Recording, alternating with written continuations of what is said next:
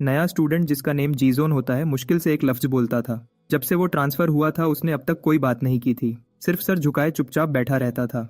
अक्सर लोगों की नज़र उस पर पड़ती ही नहीं थी, लेकिन लड़कियां उसे जरूर नोटिस करती थीं। एक दिन वो क्लास में नैप ले रहा था और लड़कियां उसे देखकर खामोशी से खुश हो रही थीं। वो उसकी शक्ल देखकर उसके लुक एडमायर कर रही थी। एक लड़की तो चोरी छुपे उसकी फोटो भी खींच लेती है और बाद में वो फोटो उसको दिखाती है थोड़ी शर्माती हुई स्माइल के साथ। लेकिन उसी वक्त उसका बॉयफ्रेंड अंदर आ जाता है। उन दोनों को साथ बैठा देखकर वो नया आया लड़के को चिढ़ाने लगता है कि ये इतना चुप रहता है और इतना पतला सा है। लड़की उसकी बात को इग्नोर कर देती है और टात्सू से कहती है कि जाकर बैठ जाओ क्योंकि क्लास शुरू होने वाली है। उस दिन आर्ट पीरियड में सब खामोशी थी, लेकिन टात्सू ने देखा कि उसकी गर्लफ्रेंड फिर से नए लड़के को हाथ से फैनिंग कर रही थी और टात्सू को देखकर भी उसने पलट कर नहीं देखा। वो जीजोन के बिल्कुल पास जाकर बैठ गई। इसी वजह से टात्सू का ध्यान अपने गेम से हट गया और अगले ही पल में एक बॉल उसके चेहरे पर जोर से लगी। पहले तो वो हंसकर इग्नोर कर देता है, लेकिन फिर जीजोन और उस लड़की की तरफ एक ठंडी नजर दौड़ाता है। गेम के बाद तात्सू ने गुस्सा निकालकर उस बच्चे का सिर शेव्ड कर दिया जिसकी बॉल ने उसको मारा था, क्योंकि वो किसी को ये मौका नहीं देता कि उसकी इंसल्ट सबके सामने हो। और इत्तेफाका से वही जगह थी जहां जीजोन स्नैक्स के बाद आकर बैठता था, इसलिए उसने सब कुछ देख लिया। ये देखकर तात्सू ने धमकी दी कि जीजी को भी यही हेयर कट दे दूंगा, लेकिन एमसी ने एक लफ्ज नहीं बोला, सिर्फ चैन से उसकी तरफ देखकर खड़ा रहा। तात्सू जितना कोशिश करता रहा वो उसकी आंखों में डरा हुआ रिएक्शन नहीं ला पाया। आखिर में वो पीछे हट गया और कहने लगा कि वो बस लड़कियों की टेंशन से बचने के लिए कुछ नहीं करेगा। उस रात जब जीजोन घर जा रहा था, दो स्टूडेंट्स उसके पास आए और बोले कि लड़की का बॉयफ्रेंड उससे मिलना चाहता है। वो दोनों उसे ले गए और कहा चलो वो बुलाता है। जीजोन जब वहां पहुंचा तो बॉयफ्रेंड ने उसको लड़की का फोन दिखाया जिसका वॉलपेपर वो चोरी से ली हुई जीजोन की फोटो थी। लड़की ने बात को हल्की करके दिखाया कि ये कोई बड़ी बात नहीं है और जीजोन से कहा कि बस चला जा। ये सुनते ही बॉयफ्रेंड पागल हो गया और अचानक उसने उसको जोर से थप्पड़ मारा। वो जमीन पे गिर गई। वो चिल्लाकर पूछता है कि तुम उसकी साइड क्यों ले रही हो, मेरी नहीं। और लड़की हिम्मत से जवाब देती है कि तुम बॉयफ्रेंड कहलाते हो पर रोज पार्टी में दूसरी लड़कियों के साथ घूमते हो। गुस्से में आकर उसने लड़की को पेट में लात मारी और जैसे ही वो फिर से हाथ उठाने लगता है, जीजोन बीच में आकर उसका हाथ रोक लेता है। बॉयफ्रेंड पूरी ताकत से जीजोन को मुक्का मारता है, पर जीजोन पर इसका कोई असर नहीं होता। जब वो दोबारा अटैक करने आता है, जीजोन एक पल में साइड हो जाता है और एक इतना जबरदस्त मुक्का देता है कि वो सीधा जमीन पे गिरकर बेहोश जैसा हो जाता है। आसपास खड़े सब लोग खामोश हो जाते हैं। दूसरे बुली लड़के जीजोन पे झपट पड़ते हैं, लेकिन वो उन सबको एक एक करके गिरा देता है। फिर वो बॉयफ्रेंड की तरफ पलट कर जाता है और उसको बार बार मारना शुरू कर देता है। जब तक लड़की बीच में आकर उससे रोक नहीं लेती, उस पर लड़की को समझ आता है कि ये चुप रहने वाला लड़का बस खामोश नहीं है, इसके अंदर एक छुपा हुआ अंधेरा बसा हुआ है। अगले दिन स्कूल से निकलते हुए वो एक अजीब मंजर देखती है। लड़के जीजोन को घेर कर जबरदस्ती खींच रहे होते हैं ताकि उससे टत्सू के सामने ले जा सके, और वो दूर खड़ी सब कुछ देख रही होती है बिल्कुल बेचैन सी। वो हालात को समझने की कोशिश कर रही थी, लेकिन वो वहां से सीधा निकल भी नहीं सकती थी। उसने तुरंत डिसाइड किया कि वो उनके पीछे जाएगी। अपना छाता को जोर से पकड़कर वो दौड़ती हुई मोड़ की तरफ भागी और एक छोटी सी जगह में छुपकर देखने लगी। वहां से हल्का सा झांक कर उसने देखा कि जीजोन सब लड़कों को मुक्के और लातों से मार रहा था। वो बिल्कुल एक अनकंट्रोल जानवर जैसा लग रहा था और लड़के चीख रहे थे कि बस करो। आर्यम बिल्कुल जम गई थी उस खौफनाक मंजर को देखकर। जब वो लड़का वहां से निकल रहा था, वो अभी भी पूरे हादसे से हिला हुआ था। वो उस जगह से गुजरा जहां लड़की अपने छाते के नीचे छुपकर बैठी थी। दोनों की नजरें कुछ पल के लिए टकरा गईं। लड़की ने उसे अपने छाते के नीचे आने का ऑफर दिया, लेकिन जीजोन ने उसकी तरफ देखकर पीछे मुड़ गया और चला गया, पूरी तरह बारिश में भीगता हुआ। अगली सुबह स्कूल में बच्चों ने सबसे पहले टात्सू के ना आने को नोटिस किया, लेकिन वो आम बात थी। जीजोन का ना आना सबको ज्यादा हैरान कर गया। येना की दोस्त उदास थी, उसे लग रहा था कि जीजोन के बगैर सब कुछ खाली लग रहा है। जब वो उसके बारे में बात कर रही थी थोड़ी दूर, वो लड़का जिसने जीजोन को बुलीज को पीटते हुए देखा था, एक आदमी को सब कुछ सुना रहा था। आदमी ये सुनकर कि टत्सू को मार पड़ी है और वो हॉस्पिटल में है, बहुत हैरान हुआ। उसने लड़के से पूछा कि उसका दोस्त कैसा है। लड़का बोला कि टत्सू को चेहरे की हड्डी टूटने की वजह से काफी दिन हॉस्पिटल रहना पड़ेगा और वो किसी से मिलना नहीं चाहता क्योंकि उसे शर्म आ रही है। उसने ये भी बताया कि 4 लोग जख्मी हुए हैं। फिर आदमी ने पूछा कि आखिर वो कौन हो सकता है जो टत्सू को ताकत में हरा दे। लड़के ने बताया कि वो एक लड़का है जिसका नाम जीजन है, एक ट्रांसफर स्टूडेंट जो बोलता नहीं, इसलिए कोई उसे ठीक से जानता भी नहीं। आदमी को यह सुनकर और ज्यादा बुरा लगा कि 4 लोग एक अननोन लड़के से हार गए। उस आदमी के एक मैन ने उस लड़के को गर्दन से पकड़ लिया और पूछा कि क्या वो जानबूझकर दूर रहा। लड़के ने जवाब दिया कि बस इसलिए आगे नहीं आया क्योंकि 5 लोग एक के सामने थे जो उसे अनफेयर लग रहा था, इसलिए वो बीच में नहीं पड़ा। हेंचमैन ने उसको दीवार से टकरा दिया, जबकि जो शायद उन सबका बॉस लग रहा था उसने पूछा कि जीजोन को कौन से स्कूल से ट्रांसफर किया गया था। लड़के ने जवाब दिया कि किसी को नहीं पता क्योंकि जीजोन कभी बोलता ही नहीं था, असल में एक लफ्ज भी नहीं। मोटे आदमी ने उस लड़के को थप्पड़ मारा और उसे निकम्मा कहा। फिर उसने पूछा कि क्या जीजोन में कोई खास बात है, कोई निशानी जिससे वो तुरंत पहचाना जा सके। लड़का थोड़ा शर्मा गया और बोला कि जीजोन इतना हैंडसम है कि लड़कियां उस पर आसानी से फिदा हो जाती हैं। मॉडल जैसी स्टाइल रखता है और लगता है कि अमीर भी है। जैसे उसने कहा, वो बहुत ही अमीर बंदा लगता था, बहुत ही अमीर। लड़का उसकी पर्सनैलिटी और चार्म के बारे में और बताता गया। मोटे आदमी ने फिर उसे थप्पड़ मार दिया और पूछा, क्या तुम उस लड़के से प्यार करते हो? इस बीच बॉस बस ये समझना चाह रहा था कि ये खामोश और अजीब सा ट्रांसफर स्टूडेंट जीजोन असल में कौन है। एक फाइटर जिसका चेहरा इतना अट्रैक्टिव था कि आजकल में ये बहुत रेयर चीज थी। वो आदमी खुद सोच में डूब गया कि जीजोन कितना अट्रैक्टिव लगता है। अगली सुबह स्कूल में अपने नॉर्मल रूटीन के साथ जीजोन लॉकर्स की तरफ गया ताकि अपनी चीजें रख सके। वही लड़का वहां उसको देख रहा था। उसे ऑर्डर मिला था कि वो पता लगाए कि जीजोन कैसा इंसान है। बॉस की गुस्से भरी नजर देखकर वो सिर्फ हाँ कर बैठा कि ठीक है, वो उसकी जासूसी करेगा। लेकिन जब काम करने का वक्त आया तो उसे अफसोस हुआ कि वो इस मुश्किल में फंस गया है। जीजोन ने अपना लॉकर खोला, जो बिल्कुल खाली था। अंदर रखा फोन वाइब्रेट करने लगा, मैसेजेस आ रहे थे। उसने फोन उठाया और टेक्स्ट चेक किए। मैसेजेस में कांग्रेचुलेशन थी और लिखा था कि उसे ये फोन फ्री में मिला है। ये पुराना फोन था लेकिन एक्सटॉक चल रहा था और सामने वाला शख्स उसकी कोई भी बात सुनने को रेडी होगा, जो भी बात जीजोन के दिल में हो सकती थी। फिर उसने इधर उधर देखा कि कोई उसे देख रहा हो, लेकिन उसे कोई नजर नहीं आया। दोनों लोग जो छुपकर देख रहे थे वो उसे दिखाई नहीं दिए। किसी लड़की ने जीजोन को ये फोन दिया था और वो खुद भी इस बात से थोड़ी घबराई हुई लग रही थी। लेकिन जीजोन ने जैसे उसकी जेस्चर को इंपॉर्टेंस ही नहीं दी। उसने बस फोन वापस रख दिया लॉकर के ऊपर और बिल्कुल शांत तरीके से वहां से चला गया। वो लड़का जो उसको देख रहा था तुरंत बढ़कर उस फोन को उठा लेता है जो जीजोन वहां छोड़कर चला गया था। फोन को पकड़कर वो चेक करने लगा कि ये कैसा डिवाइस है और क्या ये अनलॉक है।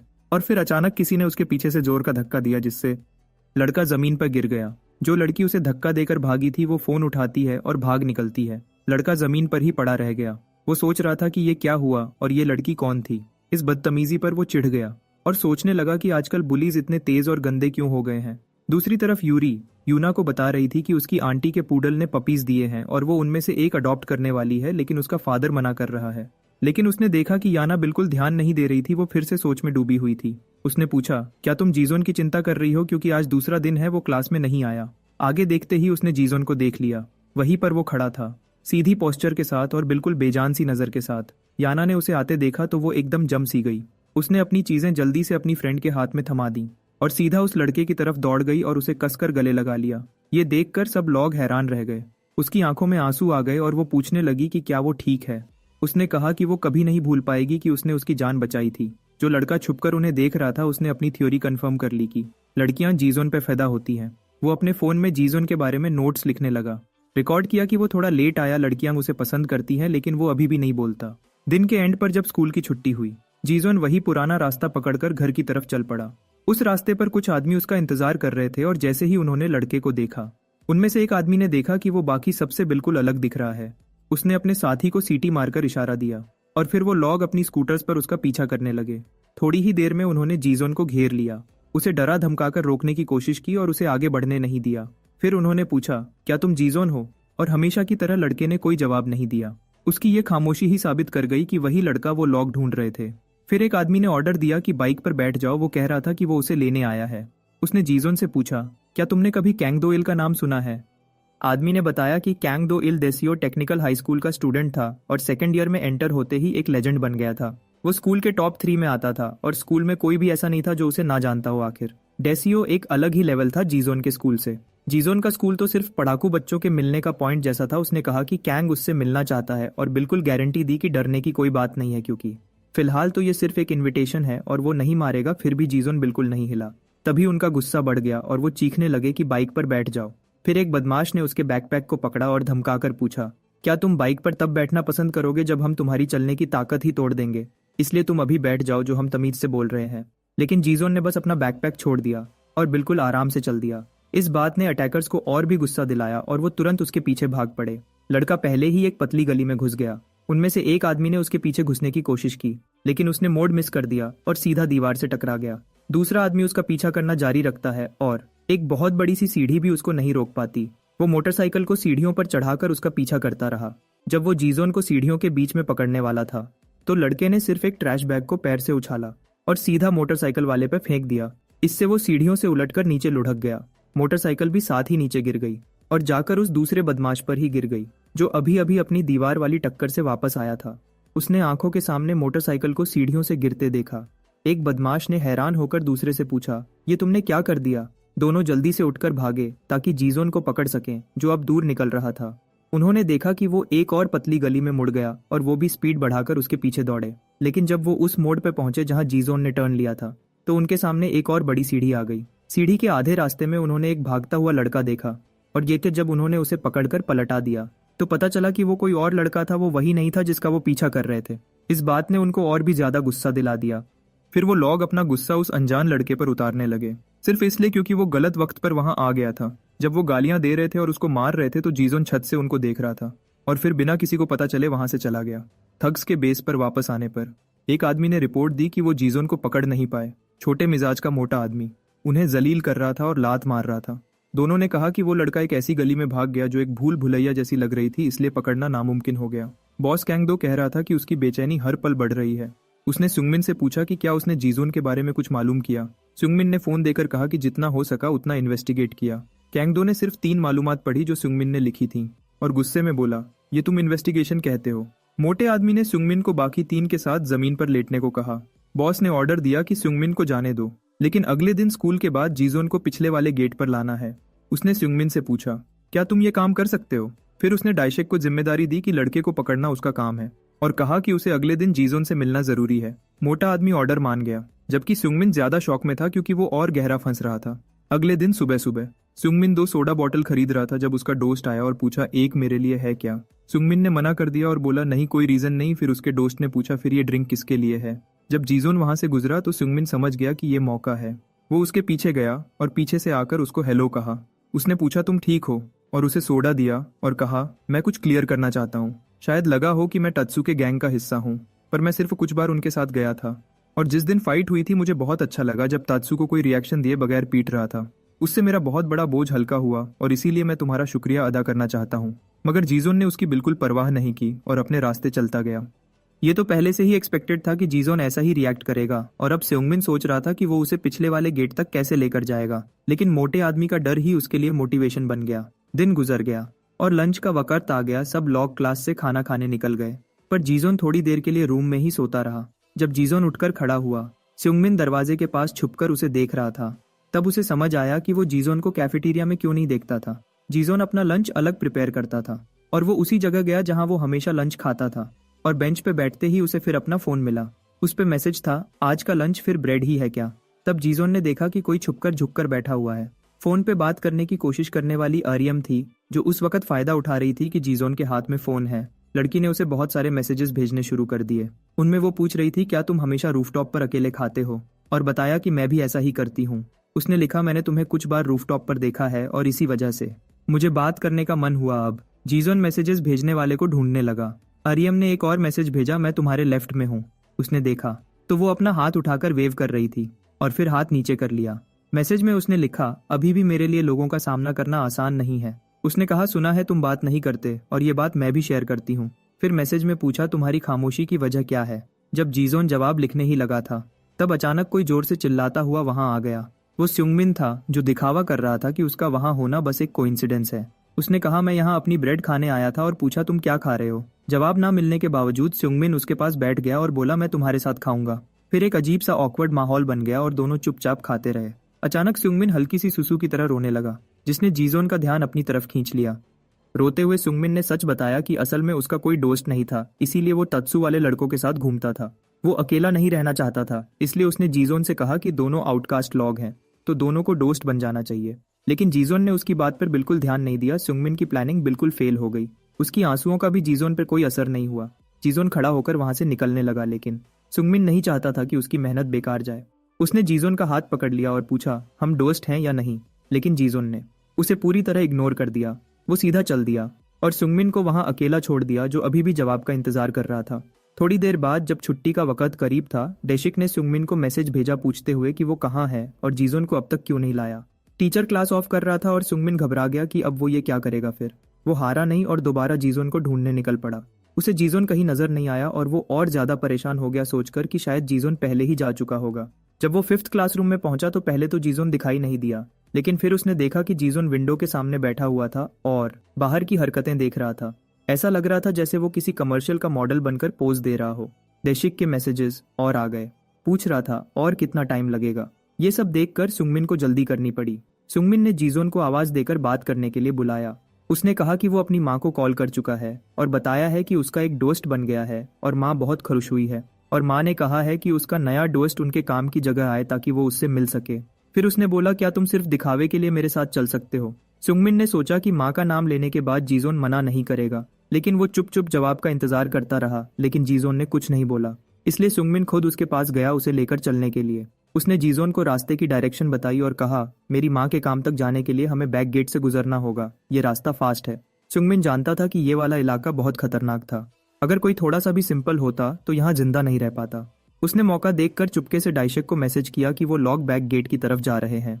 डाइशेक चुपके से जीजोन के पास से गुजरा और वहां अचानक एक लड़का उससे बहुत जोर से टकरा गया। जीजोन का बैलेंस बिगड़ गया और वो जमीन पर गिरने ही वाला था, लेकिन डाइशिक ने उसकी बैकपैक की स्ट्रिप पकड़कर रोक लिया और कहा, ध्यान से चला करो। फिर बोला, अगर तुम इतनी जल्दी हार मान जाओगे तो बॉस ने इतना इंतजार क्यों किया होगा? उसने जीजोन को कचरे के बोरी की तरह सीधा दीवार पर दे मारा और हंसी के साथ बोला, चुप लड़के से मिलकर खुशी हुई। उसने जीजोन की गर्दन पकड़ी और कहा, तुम्हारा चेहरा तो स्मार्ट है, पर तुम्हारी स्किल्स देखकर लगता है कुछ खास नहीं है। फिर जीजोन ने अपना पांव डाइशेक की छाती पर रखा और जोर से धक्का दिया, जिससे वो उसकी पकड़ से निकल गया। जीजोन जमीन पर उतरकर खड़ा ही हुआ था कि उसका मोबाइल पॉकेट से निकलकर ड्रेन की तरफ घूमता हुआ चला गया। डाइशेक फिर उस पर झपटा और पूछा, बस इतना ही है तुम्हारे पास?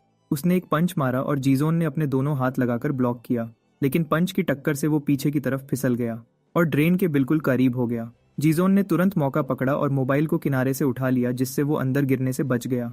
नफरत से भरा डाइशेक गर्जा कि अगली बार के ब्लो से तुम्हें खत्म कर दूंगा। जीजोन सीधा खड़ा हो गया और लड़ने के लिए तैयार हो गया। डाइशेक ने मजाक उड़ाते हुए पूछा, क्या तुम अपनी पतली सी बॉडी से मेरे जैसा भारी इंसान झेल पाओगे? दूर से देखने वाला लड़का गिल्ट में डूब गया कि उसने जीजोन को यहाँ लाकर गलती की और डर रहा था कि मोटा डाइशेक उसे आसानी से हरा देगा। अगले मोमेंट डाइशेक दोबारा जीजोन पर झपटा और चैलेंज दिया, चलो देखते हैं इस अटैक को रोक कर दिखाओ। लेकिन जीजोन ने किसी चालाक वॉरियर की तरह अपना बैकपैक शील्ड बना लिया। फिर भी अटैक की टक्कर से वो पीछे उछल गया और दीवार से जा टकराया। डाइशेक को ये देखकर हैरानी हुई कि उसने बैकपैक का इस्तेमाल डिफेंस के लिए किया। उसने माना कि जीजोन दिखता जितना सिंपल है उतना नहीं बल्कि ज्यादा स्मार्ट है। जीजोन ने जल्दी से अपना बैकपैक खाली कर दिया। डाइशेक जोर से दौड़ता हुआ उसकी तरफ आया और चिल्लाकर बोला, ये ट्रिक दोबारा काम नहीं करेगी। अटैक आते ही जीजोन ने कमाल का डॉज किया, एक बहुत तेजी और सफाई से की गई मूव के साथ। जीजोन ने बैकपैक की स्ट्रैप पकड़ी और उसे डाइशिक के पांव के गिर्द लपेट दिया और पूरी ताकत से खींचकर उसका बैलेंस बिगाड़ दिया। फिर मोटा आदमी आलू की बोरी की तरह जमीन पर जा गिरा। डाइशिक होश खो बैठा, उसे समझ ही नहीं आया कि हुआ क्या जब वो उठने की कोशिश कर रहा था। इसी दौरान जीजोन अगला हमला करने की तैयारी कर चुका था। उसने बिल्कुल सही निशाने पर एक जबरदस्त किक मारी जो सीधा उसके मुंह पर लगी। मोटा आदमी हैरान रह गया कि इतनी पतली बॉडी वाले लड़के में इतनी ताकत कहाँ से आ रही है। छुपा हुआ लड़का दूर से सब कुछ देख रहा था और यकीन नहीं कर पा रहा था कि डाइशिक हार रहा है। डाइशिक जमीन पर पड़ा था और उसका चेहरा बुरी तरह सूज चुका था। जीजोन ने नफरत भरी नजर से पीछे देखा और अपनी पीठ फेर ली और वो फोन उठा लिया जो जमीन पर गिर गया था। लेकिन अचानक डाइशिक उठकर उसकी तरफ दौड़ा, चिल्लाते हुए कि लड़ाई अभी खत्म नहीं हुई। उसने जीजोन के सीने पर एक जोरदार पंच मारा जिससे वो जमीन पर गिर गया। फिर डाइशिक ने वो फोन उठा लिया और तंज भरे लहजे में पूछा, क्या ये चीज वाकई इतनी इंपॉर्टेंट है? उसने कहा, मुझे बस ये लेना था और इस बात का मुझे अफसोस है, इसलिए जीजोन को जिंदा मंजिल तक ले जाना जरूरी है। तभी एक मोटरसाइकिल पर सवार आदमी वहां पहुंचा। डाइशिक बाइक पर बैठा और जीजोन को बताया कि अगर अपना फोन वापस चाहिए तो उसे एली पार्क आना होगा। जाते हुए उसने कहा कि वहां उसके लिए खास वेलकम तैयार है। डरा हुआ छोटा लड़का भागकर जीजोन के पास आया और पूछा कि वो ठीक है या नहीं। उसे देखकर हैरत हुई कि जीजोन को एक भी चोट नहीं लगी थी। उसने पूछा कि अब वो क्या करेगा, क्योंकि अगर फोन में कोई पर्सनल चीज हुई तो उसकी प्राइवेट जिंदगी और डेटा सब बाहर आ सकता है और वो मुश्किल में फंस जाएगा। जीजोन ने बस इतना कहा, उसकी माँ नेक्स्ट टाइम वेट कर सकती है, मुझे एली पार्क जाना होगा।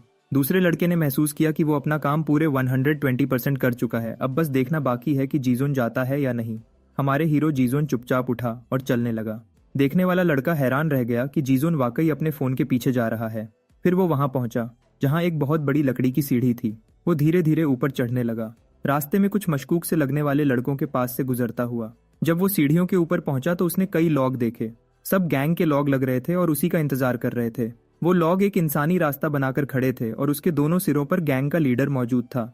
लीडर खुशी से भर गया जब उसने देखा कि जीजोन वहां आ चुका है। उसके चेहरे पर एक्साइटमेंट साफ नजर आ रही थी। जीजोन का फोन दिखाते हुए लीडर ने पूछा, क्या तुम इसी के लिए आए हो? जीजोन बिना कुछ कहे सीधा उस आदमी की तरफ बढ़ा फोन लेने के लिए। लीडर ने कहा, मुझे इस फोन में कोई खास चीज नहीं मिली ना, नंबर ना कॉल हिस्ट्री, बस कुछ मैसेजेस थे एक लड़की के जो उसे देख रही थी। इतनी छोटी सी चीज के लिए इतनी दूर आने पर लीडर हैरान हुआ और पूछा, इसका असल मतलब क्या है। जीजोन उसके सामने रुक गया और हाथ आगे बढ़ाकर अपना फोन मांगा।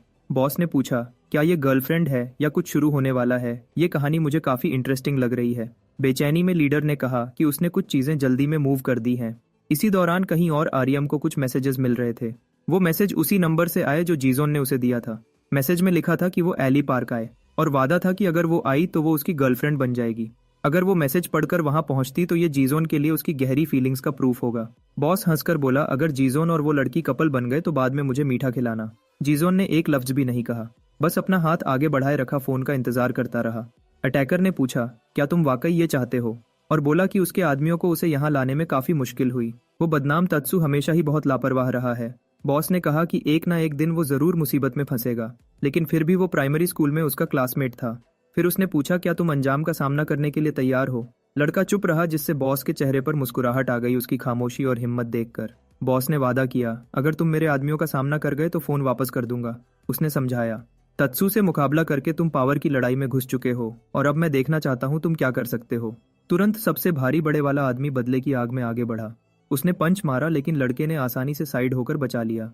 इससे मोटा अटैकर और ज्यादा गुस्से में आ गया और उसने बाकी सबको चीख कर कहा कि लड़के पर पंचेस बरसाओ। फिर सारे अटैकर लड़के की तरफ टूट पड़े। जीजोन बचने में एक्सपर्ट होने के बावजूद पलटकर एक भी वार नहीं कर रहा था। वो सिर्फ बीच में उनके हाथ पकड़कर हमलों को रोक रहा था। अटैकर्स की तादाद इतनी ज्यादा थी कि कुछ वार लड़के पर लग ही गए, फिर भी उसने अपना चेहरा बचाए रखा। वो लड़खड़ाया और एक अटैकर के पांव के पास गिर गया। वो आदमी तुरंत आगे बढ़ा और जीजोन के चेहरे पर एक बिल्कुल ठीक निशाने वाला पंच मारा। गिरने के बाद बाकी लोगों ने मौका देखकर उस पर लातों की बारिश शुरू कर दी। बॉस बस खामोशी से लड़के को सबके हाथों बुरी तरह पिटते हुए देखता रहा। वो सोचता रहा कि लड़का सिर्फ बचाव क्यों कर रहा है, पलटकर वार क्यों नहीं करता। उसने अंदाजा लगाया कि शायद लड़के को पावर और हायरार्की की लड़ाई में कोई दिलचस्पी नहीं। बॉस के पास खड़े एक आदमी ने कहा, इतनी पिटाई के बावजूद ये बदनाम लड़का एक चीख भी नहीं निकाल रहा क्या ये बोलने के बजाय अपनी जान कुर्बान करना पसंद करता है? इस रवैये ने बॉस के इन्वेस्टिगेशन और बढ़ा दिया। वो जीजोन की आवाज सुनना चाहता था। फिर बॉस जोर से बोला, जो भी इस लड़के से चीख निकलवा देगा उसे limited edition Nike air Jordan मिलेगी। इस ऐलान ने गैंग के लड़कों को और ज्यादा जुनूनी बना दिया। लगातार वॉर होने लगे और जीजोन भी सिर्फ खुद को बचाता रहा। तब बॉस दहाड़ कर बोला, जीजोन अपनी असल सलाहियत दिखाओ और साबित करो कि तुम वाकई एक रेयर चीज हो। इसी लम्हे डाइशेक सामने आया और बाकियों को पीछे हटने का इशारा किया। उसने लड़के को लात मारी और तंजिया अंदाज में पूछा, वो ताकत कहाँ गई जो अभी दिखा रहे थे? इस पर प्रोटैगनिस्ट जमीन पर गिर पड़ा। उसका चेहरा बुरी तरह बिगड़ चुका था। मौका देखकर एक अटैकर ने जमीन से एक बड़ा पत्थर उठा लिया। बॉस को देखकर उसने कहा कि वो इस जलील को चीखने पर मजबूर कर देगा। उसने कहा कि उसे जीजोन का चेहरा कभी पसंद नहीं आया और आज सब हिसाब बराबर हो जाएगा। लेकिन बॉस ने बीच में आकर उसका हाथ लात से मारा और पत्थर गिरा दिया। बॉस ने कहा, क्या तुम इतनी गिरी हुई हरकत करके मरना चाहते हो? बॉस ने जीजोन को शर्ट से पकड़कर ऊपर उठाया और अपने फेस के बराबर लाया। उसने पूछा, तुम्हें मार खाना इतना क्यों पसंद है? तुम क्या छुपा रहे हो? उसने कहा, जब तक तुम अपनी असल कीमत साबित नहीं करते ये सब रुकने वाला नहीं। वो लड़का जिसने जीजोन को धोखा दिया था छुपकर सब कुछ देख रहा था। जैसे उम्मीद थी, ये गैंग तत्सु की गैंग से काफी ज्यादा डेंजरस निकली। सोचते सोचते उसकी नजर आर्यम पर पड़ी जो उस जगह की तरफ आ रही थी। इसी वक्त गैंग बॉस के हाथ में पकड़ा फोन वाइब्रेट हुआ। मैसेज पढ़ा तो लिखा था, जीजोन को छोड़ दो। बॉस ने तुरंत इधर उधर देखा भेजने वाले को ढूंढने के लिए और उसकी नजर उस लड़की पर जाकर रुकी जो फोन हाथ में लिए खड़ी थी। बॉस ने जीजोन से कहा कि शायद अब उसे लड़ने का जज्बा मिल जाए क्योंकि उसकी पॉसिबल गर्लफ्रेंड यहाँ आ गई है। उसने दोबारा कहा, शायद अब तुम लड़ने का मोटिवेशन ढूंढ लो क्योंकि तुम्हारी होने वाली गर्लफ्रेंड यहीं खड़ी है। बॉस ने हल्की सी गर्दन हिलाकर अपने एक आदमी को लड़की की तरफ बढ़ने का इशारा किया और फोन हिलाकर जोर से बोला, इधर आओ। जबकि लड़की फोन पर एक और मैसेज टाइप कर रही थी। एक बदमाश साइड से उसके पास आ गया। उसने लड़की का बाजू पकड़ा और उसकी ब्यूटी देखकर इम्प्रेस्ड हो गया। फिर लड़की ने बाजू खींचने की कोशिश की, लेकिन उसने और जोर से पकड़ लिया और गुस्से से पूछा, तुम्हें लगता है तुम कहाँ जा रही हो? जो लड़का दूर दरख्त के पीछे छुपा हुआ ये सब देख रहा था, अपनी पसंदीदा लड़की को इस हालत में देखकर बुरी तरह डर गया, मगर वो फिर भी हिल नहीं सका। बदमाश लड़की को घसीटकर ग्रुप के करीब लाया और बोला कि इसे अपने छोटे बॉयफ्रेंड का चेहरा देखना चाहिए। फिर उसने लड़की को गैंग बॉस के हवाले कर दिया। आर्यम और जीजोन कुछ लम्हों तक एक दूसरे को देखते रहे, उन छोटी छोटी मुलाकातों को याद करते हुए जो कभी हुई थीं। लड़की का बाजू जख्मी था और वो बुरी तरह से डरी हुई लग रही थी। उसकी मौजूदगी ने उन लोगों को भी हैरान कर दिया। मोटे आदमी ने पूछा, क्या तुम यहाँ इस बदमाश की गर्लफ्रेंड बनने आई हो? उसने तंजिया लहजे में कहा कि लड़का अभी थोड़ा बिजी है और इसे सबका सिखाया जा रहा है। लड़की ने फोन पे मैसेज लिखकर वाजह किया कि वो सिर्फ दोस्त है और फिर से उसे छोड़ देने की रिक्वेस्ट की। उसने लिखा, वो सिर्फ दोस्त है, इसे छोड़ दो। बॉस ने फिर सवाल किया कि वो जुबान से बात क्यों नहीं कर रही और फिर उसका नाम पूछा। जब कोई जवाब ना मिला तो उसने दोनों के दरमियान एक चीज नोट की, खामोशी, और सब लोग हंसने लगे कि ये दोनों सिर्फ मैसेजेस से बात करते हैं और अजीब हैं। बॉस ने कहा, फर्क नहीं पड़ता कौन क्या करे, लेकिन जो इन दोनों से बात निकलवाएगा उसे इनाम मिलेगा। मोटे आदमी ने पूछा, क्या लड़की भी इनाम में शामिल है? और बॉस ने हाँ कह दिया। तुरंत गुंडे लड़की के गिर्द जमा हो गए और उसे तंग करना शुरू कर दिया। कहने लगे, जब ये बोलती नहीं तो मना भी नहीं करेगी, और कुछ ने उसके बाजू पकड़ लिए जबकि कुछ उसके बाल खींचने लगे। जीजोन बस खामोशी से ये मंजर देखता रहा। बॉस ने पूछा, अब तुम क्या करोगे? क्या अब भी इसी तरह रुके रहोगे? इसी दौरान गुंडे लड़की को और तंग करते रहे। एक ने उसका चेहरा पकड़कर पूछा, तुम बोलती क्यों नहीं? और उसे जबरदस्ती बोलने पर मजबूर करने लगा। फिर अचानक लड़की के गिर्द खड़े गुंडों में से एक जोर से लगने वाली चोट से गिर गया। जीजोन ने जमीन पर गिरे हुए आदमी को देखा और जैसे ही वो पलटकर समझने लगा कि हुआ क्या है, उसके चेहरे पर एक पंच आ लगा। कैप पहने हुए आदमी ने चीखकर पूछा, तुम समझते क्या हो अपने आप को? मगर अगले ही लम्हे उसके चेहरे पर भी एक जबरदस्त पंच पड़ा और वो बिना हरकत किए जमीन पर गिर गया और बिल्कुल बेहोश हो गया। ये देखकर बॉस के जिस्म में गुस्सा भर गया। उसे समझ आ गया कि जीजोन अब वाकई लड़ रहा है। जीजोन ने लड़की के पास से तमाम हमलावरों को धक्का देकर हटा दिया और बाकी पर टूट पड़ा। लड़की ये सब देखकर बुरी तरह से सहमी हुई वहीं खड़ी रही। पूरा गैंग एक साथ होकर अब जीजोन का मुकाबला करने आया। कुछ ने उस पर पंचेस बरसाना शुरू कर दिए। जीजोन ने एक को टांग से पकड़ा और उसे घुमाकर बाकी गुंडों पर फेंक दिया। इसी दौरान एक और आदमी छलांग मारकर उसे पकड़ने आया। जीजोन ने तुरंत उसके बालों से पकड़ा और स्टिल उसके फेस पर पंचेस मारता गया। एक गैंग मेंबर ने लात मारने की कोशिश की, लेकिन जीजोन बच गया। उसने उस आदमी की टांग पकड़ी और उसे जमीन पर गिरा दिया। तब मोटा आदमी गुस्से में चीखता हुआ दौड़ता हुआ आया, कहने लगा, अब मैं तुम लोगों को खत्म कर दूंगा। ये डाइशेक था। इसी वक्त जिस आदमी की टांग फंसी हुई थी वो चीखने लगा कि जीजोन उसे छोड़ दे। जीजोन ने सीधी उसके जबड़े पर किक मारी और उसे बेहोश कर दिया। फिर वो आगे बढ़ा और सीधा डाइशिक के मुकाबले के लिए तैयार हो गया।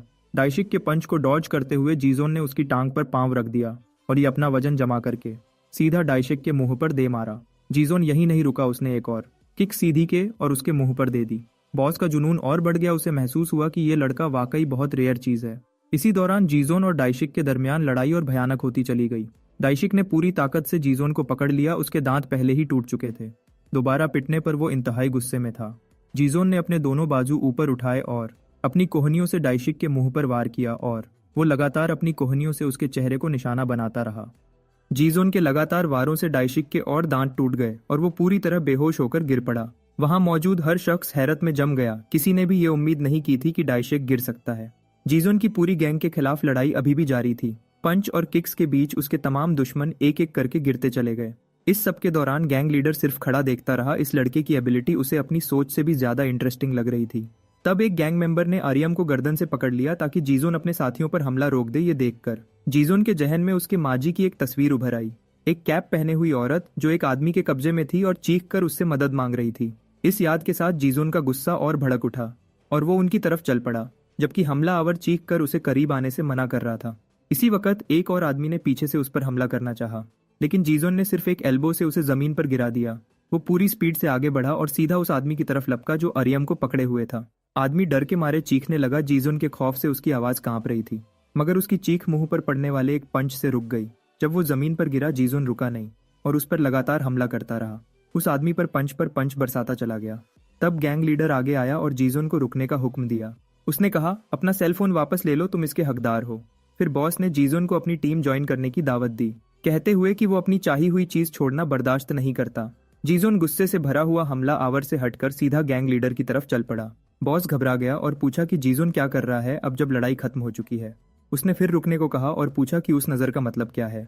जीजोन ने बॉस की बात इग्नोर की और पंच मारने के लिए आगे बढ़ा, मगर बॉस ने तुरंत फाइटिंग स्टांस ले ली और उसके पंच को डॉज कर दिया। जीजोन हैरत में रह गया। बॉस ने सीधा उसकी ठोड़ी पर पंच मारा और उसे पीछे की तरफ उछाल दिया। जीजोन जमीन पर गिर गया, लगभग बेहोश हो गया। बॉस ने सिर्फ इतना कहा कि उसने पहले ही उसे रुकने का कहा था। लड़का जमीन पर बिल्कुल बेहरकत और खामोश पड़ा रहा। गैंग लीडर ने कहा कि वो अपनी ऑफर पर अच्छे से सोचे और वो चला गया, ये कहते हुए कि वो जवाब लेने वापस आएगा। बॉस ने उसे आखिरी बार देखा और फिर उसका सेलफोन उसकी तरफ फेंक दिया। उसने अपनी पूरी क्रू को वहां से निकलने का इशारा किया और सब के सब तुरंत उसके पीछे चल पड़े। सीढ़ियां उतरते हुए मोटा आदमी बोल पड़ा, ये गूंगा बास्टर्ड कौन था? उसने पूछा, क्या बॉस वाकई उस गूंगे को रिक्रूट करेगा? और फिर कहा, उसकी घूमती हुई आंखें देखकर डर लग रहा था। गैंग लीडर खुद उस पंच के बारे में सोच रहा था जो उसने जीजोन से डॉज किया था, लेकिन लड़के ने एक पल में रिएक्शन दिया था और उसे हल्का सा छू भी लिया था। उस लड़के में मौका पहचानने की नेचुरल एबिलिटी थी।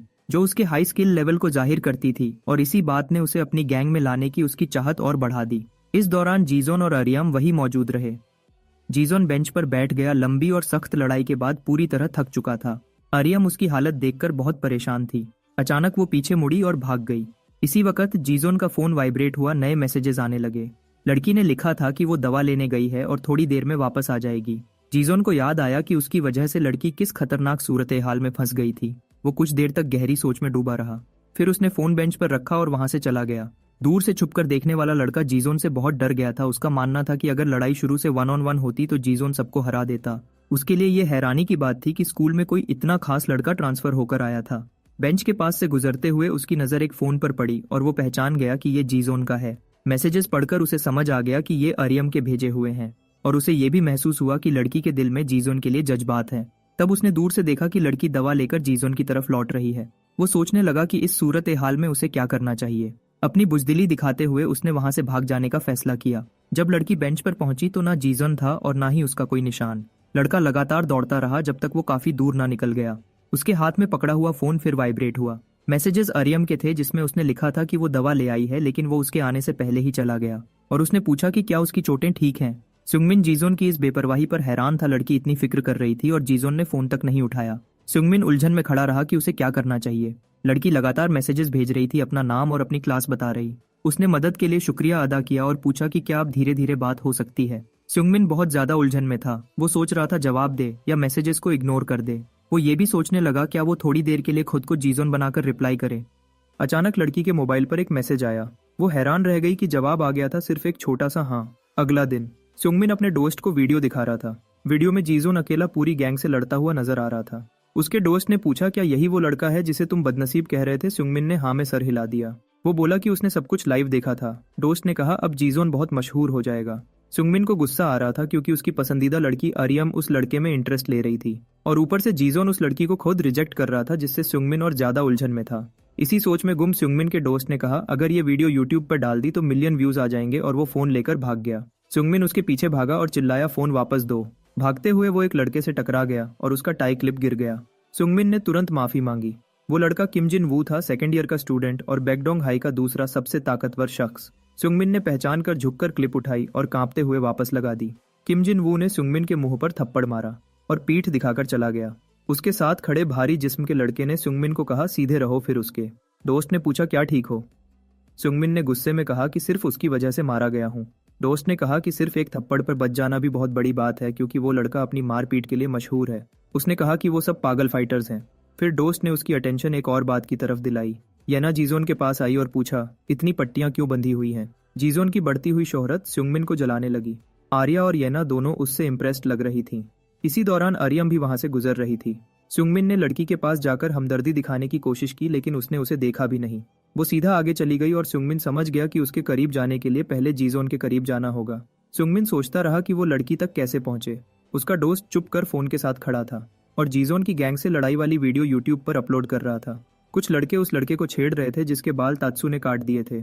उन्होंने उसके सर के पीछे चेहरा बना दिया और कहा अब तो ज्यादा हैंडसम लग रहा है।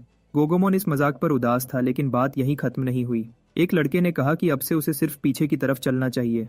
फिर मार खाने के डर से लड़का वही करता है जो उससे कहा जाता है। दो लड़के उसे गाइड कर रहे थे और वो बिना ये जाने कि कहाँ जा रहा है चलता चला जा रहा था। अचानक उसके पांव के नीचे जमीन खत्म हो गई और उसका बैलेंस बिगड़ गया। वो सीढ़ियों से नीचे गिरने लगा। जब वो पीठ के बल गिरने ही वाला था तब जीजोन ने उसे पकड़ लिया और उसे सीरियस चोट लगने से बचा लिया। येना जो प्रोटैगनिस्ट के साथ थी उसने पूछा कि गोगोमोन ठीक है या नहीं, लेकिन जैसे ही उसने लड़के के सर के पीछे देखा वो हंसे बिना रह ना सकी, चाहे लड़का बता रहा था कि उसे बुलीज ने टारगेट किया है। फिर अपनी हंसी को रोकने की कोशिश करते हुए येना ने गोगोमोन से माफी मांगी। जीजोन को यह प्रैंक बिल्कुल फनी नहीं लगा और गोगोमोन ने दिल ही दिल में उसका शुक्रिया अदा किया। बाद में स्कूल के जिम के अंदर एक स्टूडेंट दरवाजे पर नजर रख रहा था और अंदर दो लड़के फाइट कर रहे थे। उनके गिर्द और स्टूडेंट्स जमा थे जो उन्हें चीयर कर रहे थे और मोटिवेट कर रहे थे। ये पूरा सीन एक तमाशा लग रहा था, यहाँ तक कि फाइट्स पर बेट्स भी लग रही थी। किम जिन वू को यह फाइट बिल्कुल बोरिंग लगी। तभी एक लड़का उसे अपना फोन दिखाता है।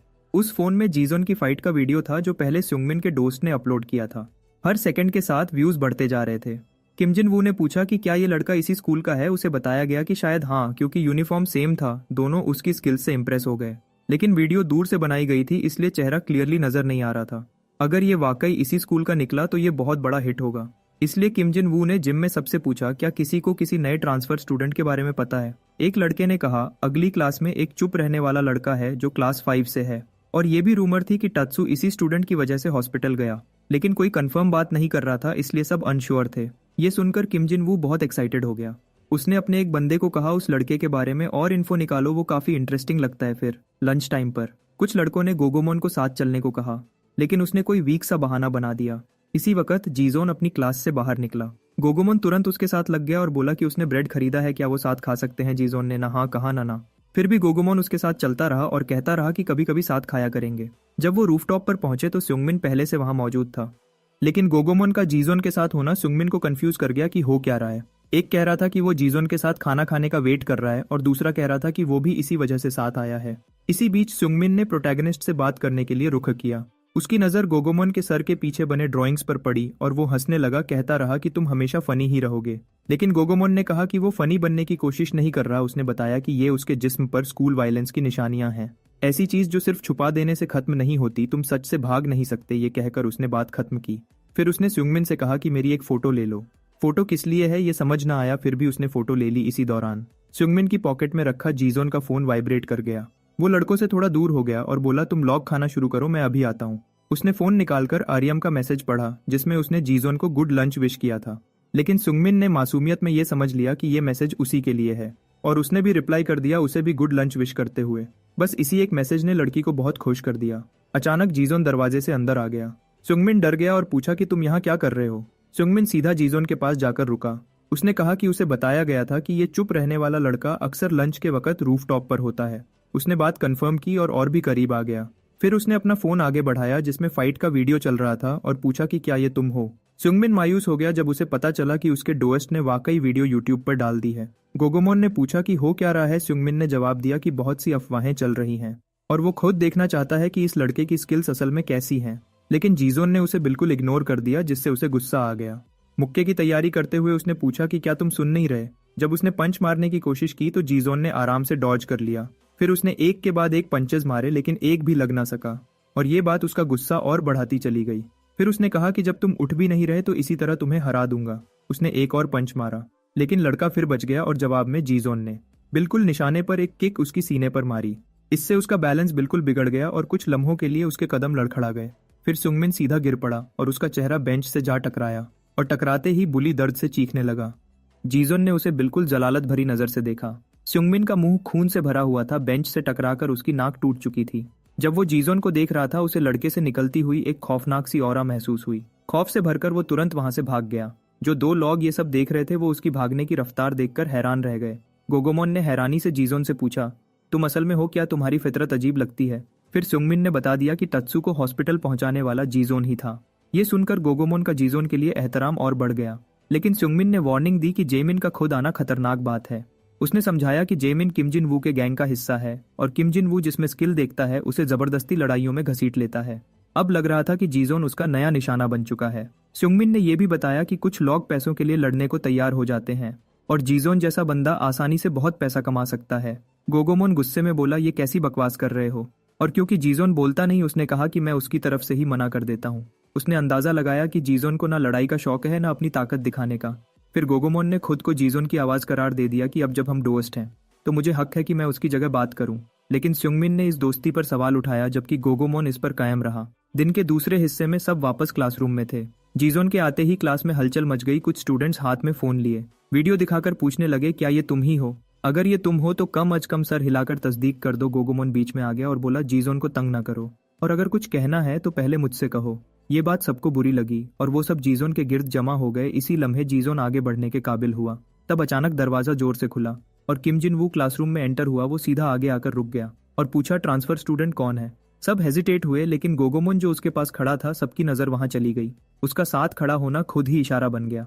किम जिन वू ने दोनों से बात करनी चाहिए, लेकिन गोगोमोन फौरन जीजोन के आगे खड़ा हो गया। जब किम जिन वू करीब आया उसने पूछा, तुम क्या कर रहे हो? थोड़ी सी घबराहट के साथ गोगोमोन ने जवाब दिया, मैं जीजोन का दोस्त और उसका सेक्रेटरी हूँ, इसलिए पहले मुझसे बात करो। किम जिन वू के भारी जिस्म वाले साथी ने पूछा, तुम खुद को समझते क्या हो? लेकिन गोगोमोन अपनी बात पर अड़ा रहा। उसने कहा कि बातचीत सिर्फ उसी के जरिए होगी। एक बदमाश ने गुस्से में गोगोमोन के मुंह पर थप्पड़ मारा और पूछा, क्या तुम बेवकूफ हो? गिरने पर गोगोमोन पीठ के बल हो गया और उसकी गर्दन के पीछे बना हुआ चेहरा सबको नजर आ गया।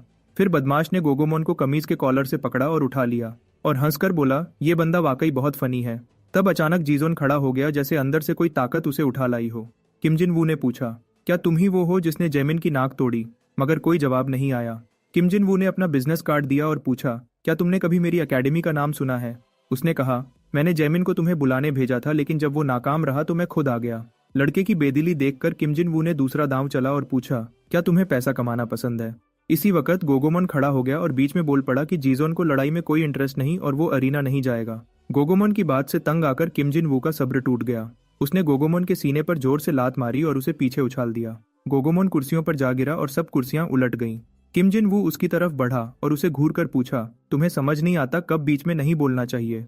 और फिर पूछा, तुम बीच में आकर अपने आप को बेवकूफ क्यों बना रहे हो? उसने चीख कर कहा, वहीं रहो और चुप रहो। फिर वो गोगोमोन पर पैर रखकर उसे रौंदने लगा।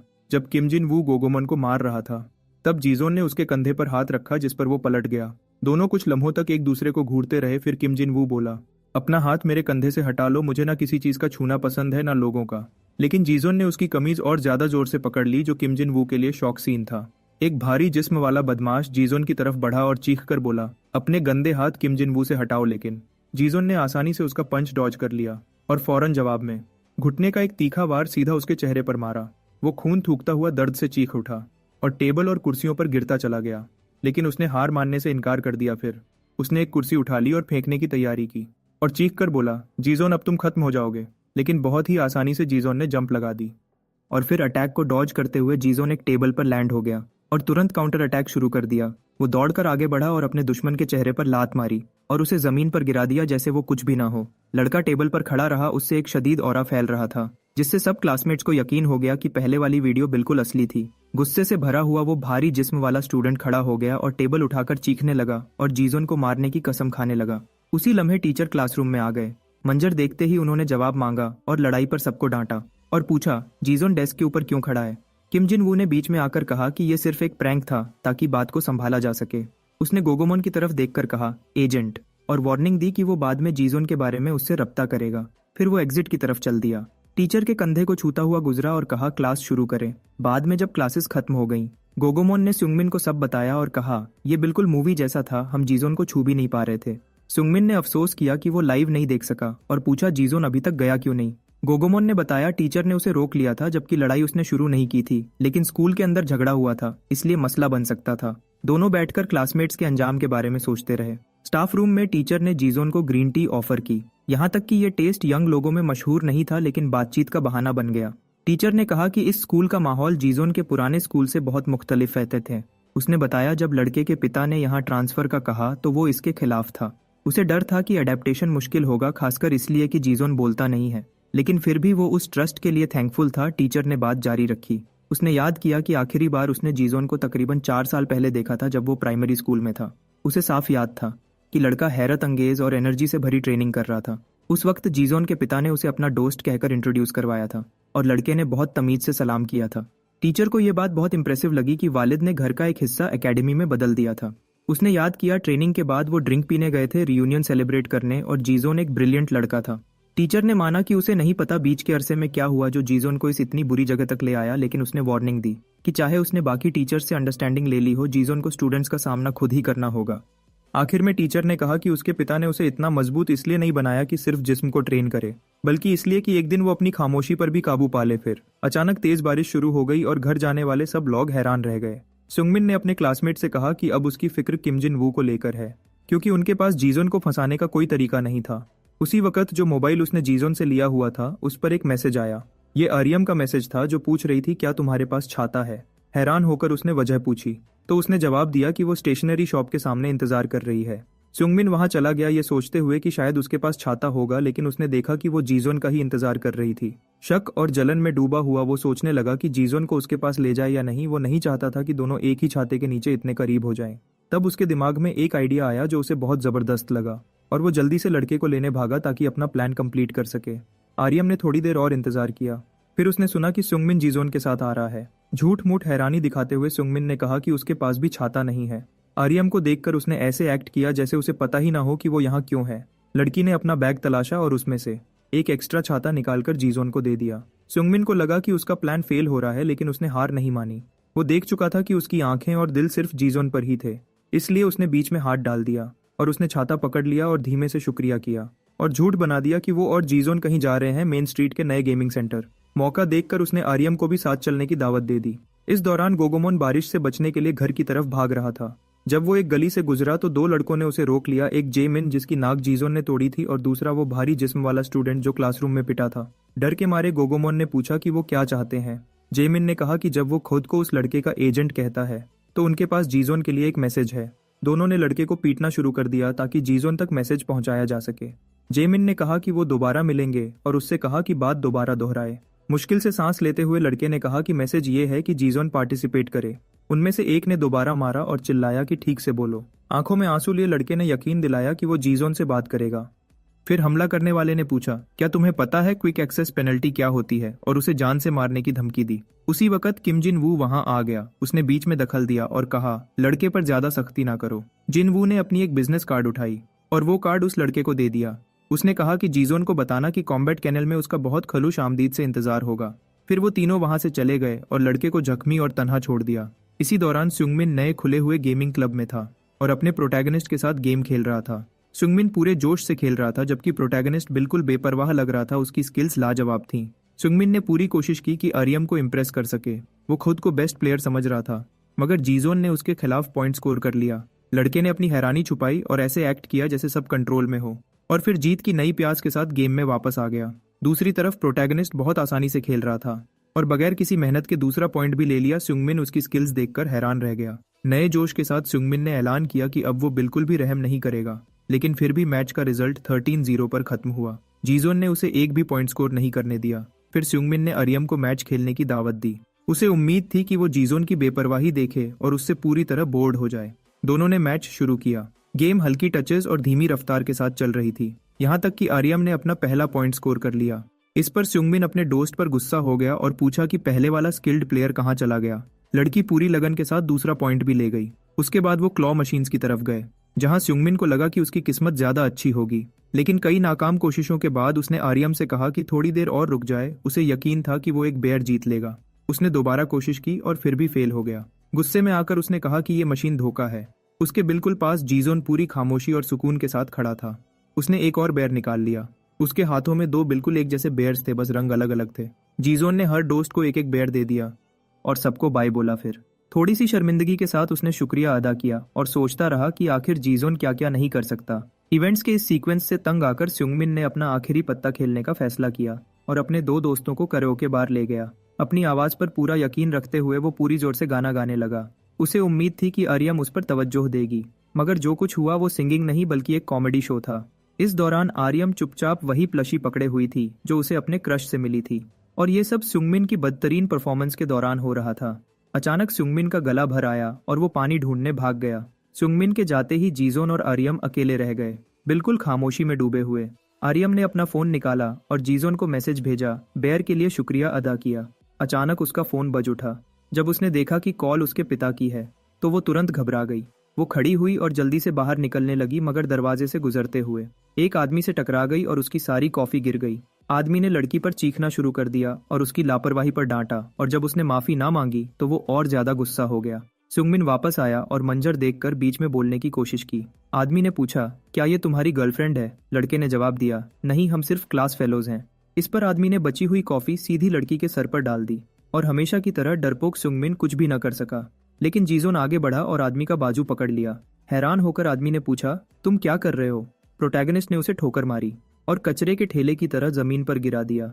अटैकर के साथी ने जीजोन पर हमला करना चाहा, मगर एक मुक्का पड़ा और वो भी गिर गया। आर्यम ने अपनी आंखों के सामने दोनों आदमियों को गिरते देखा।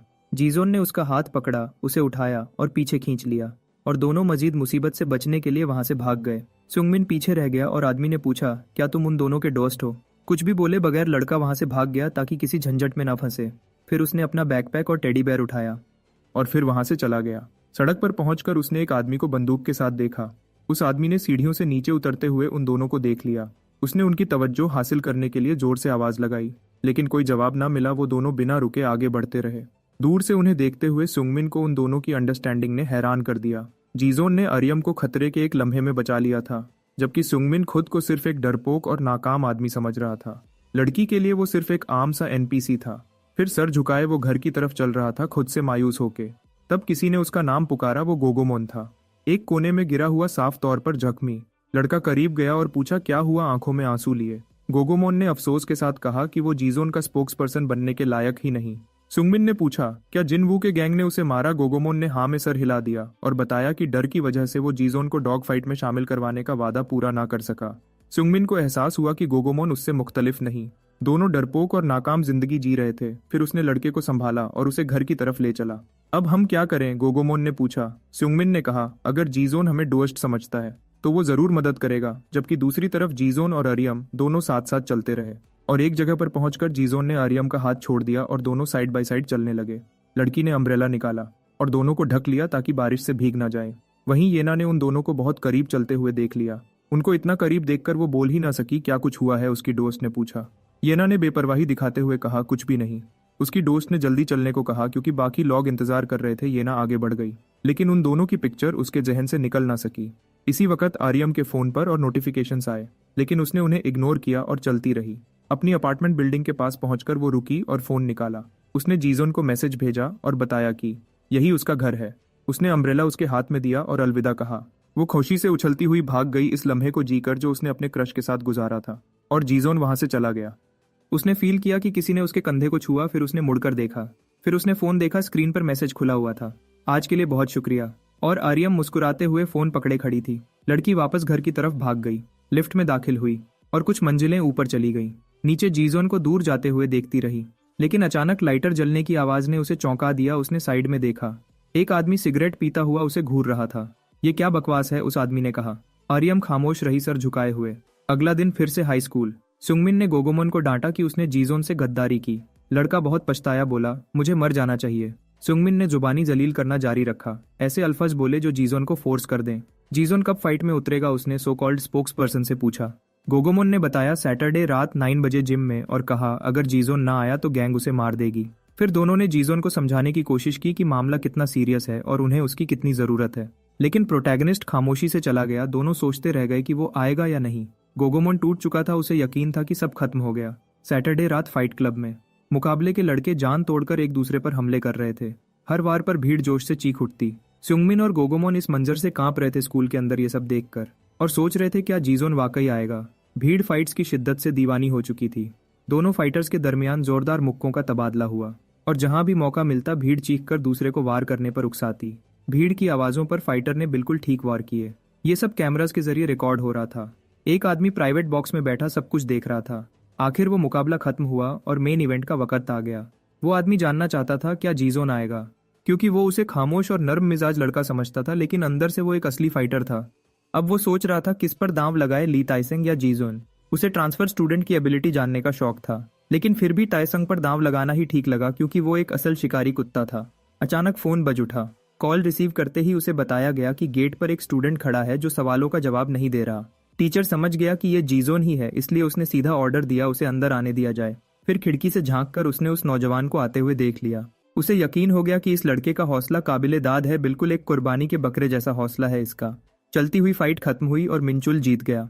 किम जिन वू जानना चाहता था कि जीजोन कहाँ है, क्योंकि मेन फाइट करीब आ चुकी थी। उसके बदमाश ने दूसरे लड़कों को धमकाना शुरू किया कि पता लगाओ जीजोन आएगा या नहीं, और धमकी दी कि अगर वो नहीं आया तो ये दोनों टेसंग से लड़ेंगे। इसी वक्त जिम का दरवाजा खुला। तमाम नज़ारें उधर उठ गईं, ये देखने के लिए कौन आया है। वो खड़ा था, जीजोन ट्रांसफर स्टूडेंट। सब उसकी मौजूदगी पर हैरान रह गए, यहाँ तक कि उसके दोनों दोस्त भी उसे देखकर दंग रह गए। वो दोनों आगे बढ़कर उसका शुक्रिया अदा करने लगे कि वो उन्हें बचाने आ गया। किम जिन वू ने कहा कि जीजोन बिल्कुल वक्त पर आया है, बिल्कुल एक भूत की तरह, और कहा कि वो उसका बहुत देर से इंतजार कर रहा था। उसने कहा अगर जीजोन जीत गया तो जो लोग उस पर दांव लगाए हुए हैं उन्हें जैकपॉट मिलेगा, लेकिन सिर्फ 10% लोगों ने उसके नाम पर बेट लगाई थी। उसने ये भी कहा कि उसने खुद भी जीजोन पर दांव लगाया है, क्योंकि उसकी नज़र में जीजोन एक शिकार का भूखा दरिंदा था। उसने कहा आज अपनी पूरी ताकत दिखाओ। और फिर दोनों मेन फाइटर्स एक दूसरे के आमने सामने खड़े हो गए, आंखों ही आंखों में एक दूसरे को परखते हुए। तेसंग ने अपने हेडफोन्स उतारे और पूछा, क्या तुम ही ट्रांसफर स्टूडेंट हो? फिर उसने हेडफोन्स भीड़ में किसी की तरफ फेंके। और कहा, वही गाना चलाओ। उसने अपनी शर्ट उतारी और कहा, अब असली शो शुरू होता है। दोनों ने अपनी पोजीशन संभाली और टकराव के लिए तैयार हुए। मुक्कों का तबादला शुरू हुआ, लेकिन जीजोन हर बार आसानी से बचा लेता। उसने जवाब में एक पंच मारा जिसे सामने वाले ने ब्लॉक कर लिया। फिर दोनों एक दूसरे की लिमिट्स और स्किल टेस्ट करते रहे। मुक्कों और लातों के दरमियान सिर्फ वक्त ही फैसला करेगा। ताइसेंग वार खा रहा था। कुछ तेज तबादलों के बाद उसे जल्दी एहसास हो गया। अब तक जिन भी मुकाबलों से वो गुजरा था, उन सब में जीजोन का लेवल बिल्कुल डिफरेंट था। उस दिन का माहौल बहुत खौफनाक था, लेकिन वो खुद को डरने नहीं देना चाहता था। जैसे ही उसने ये सोचा, उसके चेहरे पर सीधा एक पंच लगा। जीजोन ने तुरंत फायदा उठाया जब तेसंग ने अपनी गार्ड नीचे की। लड़का फिर भी रुका नहीं और लगातार मुक्के मारता रहा। सामने वाले को पलटकर वार का कोई मौका ना मिला। जीजोन के दोनों दोस्त हर मुक्के पर जोर से चीयर कर रहे थे। ताइसंग गुस्से से भर रहा था क्योंकि उस लड़के के फेस एक्सप्रेशन बिल्कुल नहीं बदले थे। वो धीरे धीरे जीजोन का पंचिंग बैग बनता जा रहा था। टीचर कैमरास के जरिए देखते हुए सोच रहा था कि जिस लड़के पर उसने दांव लगाया था, क्या उसके साथ गलत हो रहा है। भीड़ भी चिढ़ने लगी क्योंकि ली टेसंग हमला ही नहीं कर रहा था। सबने कहा, म्यूजिक की आवाज तेज करो, शायद लड़का और मोटिवेटेड हो जाए। सब एक साथ बोल उठे। वो तेसंग का नाम चीखने लगे। म्यूजिक और भीड़ की चीखों ने उसे जोश दिलाना शुरू कर दिया। इसी दौरान जीजोन ने एक आवाज महसूस की जो अजीब तौर पर उसे बहुत पहचानी हुई लगी। इसी तवज्जो बटने की वजह से उसे अपनी जिंदगी के पहले मुक्के लगे। अब भीड़ और ज्यादा जोश में आ गई और लोग पूछने लगे, ये गाना कौन सा है। एक लड़के ने दूसरे को बताया, उस वक्त का बहुत मशहूर गर्ल ग्रुप। जीजोन को याद आई एक लड़की जिसने कहा था जब उसका ग्रुप डेब्यू करेगा तो वो एक पॉप स्टार का बॉयफ्रेंड बन जाएगा। पास्ट में उस लड़की ने उससे पूछा था कि इस बात पर उसके फीलिंग्स क्या हैं। उसने यकीन दिलाया था कि प्रोड्यूसर्स उसका डेब्यू पक्का कर देंगे। बस शर्त ये थी कि वो कॉन्ट्रैक्ट पर कायम रहे, और वो जानना चाहती थी कि क्या वो ये शर्त पूरी कर सकती है। इसी बीच उसके दोस्त उसे बाहर चलने का कहने आए। उसने लड़की को तसल्ली दी कि तुम जो भी फैसला करो, मेरे लिए वो ही सही होगा। ये सुनकर लड़की बहुत खुश हुई। उसने शुक्रिया अदा किया और कहा, तुम ही वो एक शख्स हो जिस पर मैं भरोसा कर सकती हूँ, मेरी असल पनाह। अचानक भीड़ की चीखों ने उसे दोबारा फाइट की हकीकत में ला दिया। बेतवज्जोई की वजह से उस पर लगातार मुक्के बरसने लगे। उसके दोस्त घबरा गए और सोचने लगे कि अचानक उसकी सुस्ती की वजह क्या है। उधर टेसंग ने जीजोन को कम समझना शुरू कर दिया। उसे लगा कि सामने वाला अब तक सिर्फ ज्यादा एहतियात कर रहा था। इसी सोच के साथ तेसंग को अपनी जीत पर पूरा यकीन हो गया और भीड़ जोश में लगातार उसका नाम चीखने लगी। लेकिन रेडियो से आती हुई म्यूजिक की आवाज ने जीजोन को फाइट पर से कंट्रोल खो देने पर मजबूर कर दिया। उसे लगातार पीछे धकेला जा रहा था और उसके दोस्त समझ नहीं पा रहे थे कि बीच में कैसे आए। जल्दी ही उन्हें समझ आ गया कि तेज म्यूजिक ही उसकी तवज्जो भटकने की वजह है। वो सीधा उस जगह की तरफ गए और कहा कि आवाज कम करो, लेकिन वहां मौजूद लड़के ने बदतमीजी से जवाब दिया, अपना काम देखो। स्योंगमिन ने कहा, म्यूजिक की वजह से जीजोन फोकस नहीं कर पा रहा। इस पर उन्होंने मजाक उड़ाया और कहा कि चुप रहने वाला लड़का जीतने जितनी ताकत ही नहीं रखता। इसी लम्हे गोगोमोन ने स्पीकर पकड़ा और भाग गया। उन्होंने उसे रोकने की कोशिश की, लेकिन वो म्यूजिक बैंड करने में कामयाब हो गया। प्रोटैगनिस्ट के जहन में माजी के मंजर चलने लगे। लड़की ने उससे रिश्ता तोड़ दिया और कहा, मैं अब इस सब में शामिल नहीं रहना चाहती। उसने ऐलान किया, आज के बाद हम कभी नहीं मिलेंगे। वो इस हालत से थक चुकी थी। उसने पीठ फेरी और चली गई, उसे पीछे पुकारते छोड़कर। वो बेचैन होकर उसे पुकारता रहा, यहाँ तक कि सिक्योरिटी गार्ड्स ने उसे पकड़ लिया और बाहर निकाल दिया। जब जीजोन अपनी यादों में खोया हुआ था, टाइसेंग उस पर मुक्के बरसाता रहा। जीत करीब लग रही थी, बस कुछ और वार चाहिए थे, और उसने वाकई और मुक्के मार दिए। जीजोन घुटनों के बल जमीन पर गिर गया। अब भी उस लड़की की तस्वीर उसके जहन में थी। इसी वक्त ताइसेंग ने आखिरी वार के लिए तैयारी की। तमाम लोगों को लगा फाइट खत्म हो चुकी है, लेकिन जैसे ही उसने लात महसूस की, जीजोन ने हैरान कुन फुर्ती से साइड ले ली। उसका जहन जैसे दोबारा सेट हो गया हो और उसके जिस्म में दोबारा पूरी ताकत भर गई। वो गुस्से में सीधा अपने दुश्मन पर झपट पड़ा। उसने टेसंग के चेहरे पर इतना जबरदस्त पंच मारा कि वो जोर से जमीन पर जा गिरा। भीड़ इस पावर को देखकर सन्नाटे में आ गई, लेकिन जीजोन रुका नहीं। उसने दोबारा उसके चेहरे पर लात मारी। मुकाबले वाला खून थूकने लगा। वो घबरा गया और समझ नहीं पा रहा था कि हो क्या रहा है। किम जिन वू समझ चुका था कि फाइट का फैसला हो चुका है। जीजोन के सपोर्टर्स चीयर करने लगे। बाकी भीड़ बिल्कुल खामोश हो गई। ताइसेंग बिल्कुल होश खो चुका था। कुछ लम्हे पहले वही मैच कंट्रोल कर रहा था, लेकिन अब उसे ऐसे लातें पड़ रही थीं जैसे उसकी कोई अहमियत ही ना हो। जीजोन की आंखों में खौफनाक नजर और ऑरा था। जमीन पर पड़ा हुआ उसका मुकाबला करने वाला रहम की भीख मांगने लगा और रुकने को कहने लगा, लेकिन प्रोटैगनिस्ट ने उसकी इल्तिजा नजरअंदाज कर दी और दोबारा उसके चेहरे पर लात मारी। वो लगातार लातें मारते चला गया। अब सब लोग हैरान हो गए और सोचने लगे कि वो क्या कर रहा है। अगर ऐसे ही चलता रहा तो शायद वो उसे मार ही दे। लेकिन जीजोन पर जैसे अंधा गुस्सा सवार था। वहां मौजूद लोगों ने किम जिन वू से पूछा कि अगर ये इंटेंसिटी रही तो कहीं जीजोन सामने वाले को कत्ल ना कर दे। लेकिन परेशानी दिखाने के बजाय किम जिन वू खरुश नजर आ रहा था। उसे लड़के की खून की प्यास पसंद आ रही थी। वो खुशी से सोच रहा था कि जीजोन बॉक्स ऑफिस पर हिट साबित होगा, और वो सोचने लगा कि अगला मुकाबला किसके साथ रखा जाए ताकि और ज्यादा थ्रिल पैदा हो। इस पर उसके दोस्त बीच में आ गए, उसे पकड़कर रोका और कहा कि वो जीत चुका है। ताइसंग का प्रोफेसर अपने पसंदीदा फाइटर की हार देखकर आग बगोला हो गया, लेकिन किम जिन वू के लिए सिर्फ ये मायने रखता था कि कौन उसके लिए पैसा कमाता है, और उसे यकीन था कि जीजोन इस मामले में उसका सबसे बेहतर साथी बन सकता है। किम जिन वू को बस उसे अपना वफादार कुत्ता बनाना था, वो खुद ही उस लड़के को ट्रेन करेगा। इसी बीच जीजोन होश में आया, लेकिन उसका मुकाबिल जमीन पर लगभग बेहोश पड़ा था। किम जिन वू ने उसे जीत पर मुबारक दी और कहा कि उसका अंदाजा गलत नहीं था। उसने कहा, अगली फाइट में भी वही दीवाना अंदाज दिखाना। फाइट की रकम उसके एजेंट के जरिए दी जाएगी। इसके बाद किम जिन वू चला गया और दोनों लड़के उसके पीछे हो लिए। दोनों ने दोस्ती जताते हुए उसे जीत सेलिब्रेट करने की दावत दी, लेकिन जीजोन ने गोगोमोन का हाथ जोर से झटक दिया। ये वार्निंग थी कि उसे हाथ ना लगाए। फिर वो चला गया और दोनों लड़के हैरानी में रह गए। कुछ आगे चलकर जब वो एक दुकान के सामने से गुजरा, उसे एक पहचानी हुई आवाज सुनाई दी और उसने ऊपर देखा। स्क्रीन पर ईला खान का शो चल रहा था। इंटरव्यूअर ने पूछा, क्या आपको अपनी मौजूदा शोहरत का अंदाजा है? उसने जवाब दिया कि वो अपने फैंस की मोहब्बत महसूस करती है, चाहे उसके कमजोर लम्हों में ही क्यों ना हो, और उनका शुक्रिया अदा किया सुंगमिन और गोगोमोन, जो अभी तक उस लड़के के पीछे आ रहे थे। ये देखकर हैरान हुए कि वो ईला खान की रिपोर्ट देखने के लिए क्यों रुक गया। उन्हें याद आया कि जब से उसने उसकी म्यूजिक सुनी थी, जीजोन अजीब बिहेवियर शो कर रहा था। उन्होंने समझा कि शायद वो उसका हेटर है, और वो तसव्वुर भी नहीं कर सकते थे कि सिंगर के भी दुश्मन हो सकते हैं। सुंगमिन को हैरानी हुई जब उसे पता चला कि गोगोमोन उसका फैन है। उसने उस पर तंज किया और कहा कि उसे उससे यही उम्मीद थी, लेकिन फिर उसने खुद भी बता दिया कि वो भी उस बैंड का फैन है। कुछ देर बाद जीजोन समंदर के किनारे पहुंच गया। दोनों लड़के भी उसके पीछे वहां तक आ गए। प्रोटैगनिस्ट बेंच पर बैठ गया और खामोशी से समंदर को देखने लगा। सुंगमिन ने गोगोमोन से पूछा, क्या हमें जीजोन से बात नहीं करनी चाहिए? लेकिन गोगोमोन ने कहा, यह अच्छा ख्याल नहीं। सुंगमिन ने फिर भी जिद की। उसने कहा, अगर हम डुअस्ट हैं तो हमें कुछ ना कुछ करना चाहिए। गोगोमोन ने कहा, उसके जहन में एक बंदा है जो उसे तसल्ली दे सकता है, और वो खरुद सोच में पड़ गया कि उसे ये करना चाहिए या नहीं। इसी वक्त आर्यम गहरी नींद में थी। अचानक उसका मोबाइल बजने लगा। उसकी आंख खुली और उसने जीजोन का मैसेज देखा। उसने उसे लाइट हाउस के सामने वाले बीच पर बुलाया था। लड़की उठकर तैयार हुई और चुपचाप घर से निकलने की कोशिश की। वो अपने बाप के पास से गुजरी, जो ज्यादा पीने के बाद मेज पर झुककर सो रहा था। अचानक वो हवा में गालियां देने लगा। लड़की डर गई, लेकिन ये सिर्फ ख्वाब था, और कुछ ही देर में वो दोबारा सो गया। आर्यम ने मौका पाया और घर से निकलकर अपने क्रश से मिलने चली गई। बीच पर गोगोमोन ने पूछा, सुंगमिन ने किससे रब्ता किया? उसने जवाब दिया, एक लड़की से। गोगोमोन हैरान हो गया कि सुंगमिन लड़कियों को मैसेज भेज रहा है। सुंगमिन ने बताया कि असल में आर्यम को नहीं पता कि मैसेज मैं भेज रहा हूँ। वो मोबाइल जो आर्यम ने जीजोन को दिया था ताकि वो उससे बात कर सके, वही फोन था। लेकिन जब उसने फोन लिया तो कुछ मैसेजेस का जवाब जीजोन बनकर दे दिया। अंदर ही अंदर उसे पता था कि उसे फोन वापस कर देना चाहिए, लेकिन वो खुद को रोक ना सका।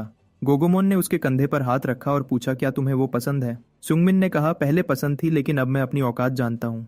गोगोमोन ने उसे हल्का सा धक्का दिया और कहा, जल्दी से फोन वापस करो। सुंगमिन जीजोन के पास गया, जो अभी भी बेंच पर बैठा था, और उसे फोन पकड़ा दिया। उसने माफी मांगी और कबूल किया कि कुछ देर के लिए वो उसकी जगह बनकर बात करता रहा। उसने ये भी कहा कि उसने एक आखिरी मैसेज भेजा है, और जीजोन से कहा कि आर्यम को रिजेक्ट ना करे। वो वापस मुड़कर चलते हुए बोला, तुम दोनों बहुत खूबसूरत कपल लगते हो। जब जीजोन ने फोन चेक किया और लड़की का मैसेज देखा, उसने लिखा था कि वो बस पहुंचने वाली है। तब पहली दफा उसे इस बात पर घबराहट महसूस हुई। उसी लम्हे आर्यम दौड़ती हुई अपने क्रश से मिलने आ गई। जैसे ही वो पहुंची, छुपे हुए गोगोमोन ने उसकी खूबसूरती को देखा। गोगोमोन ने कहा कि दोनों एक दूसरे के लिए बिल्कुल ठीक हैं, जबकि सुंगमिन अपनी ख्वाब की लड़की खो देने का अफसोस कर रहा था। गोगोमोन ने कहा, अब काफी देर हो चुकी है और हमें चलना चाहिए। उसने सुंगमिन को दावत दी कि वो उसके घर चले और वीडियो गेम्स खेलें। दोनों वहां से चल दिए ताकि दोनों मोहब्बत करने वालों को अकेला छोड़ दें। जगह पर खामोशी छा गई, सिर्फ समंदर की आवाज सुनाई दे रही थी। आर्यम ने मैसेज लिखा कि उसे ये मैसेज मिलने पे हैरानी हुई और वो लड़के के जवाब का इंतजार करने लगी। जीजोन ने जवाब दिया कि वो उसी के बारे में सोच रहा था। उसने लहरों की आवाज पर बात शुरू करने की कोशिश की, लेकिन उसने सिर्फ एक इमोजी भेज दिया। लड़की ने पूछा, क्या वो यहाँ अक्सर आता है? उसने कहा, यह उसकी पहली दफा है। फिर जीजोन ने पूछा, तुम यूजुअली किस वक्त सोती हो? आर्यम ने जवाब दिया, रात 10 बजे, और असल में वो पहले ही सो चुकी थी जब उसका मैसेज देखा।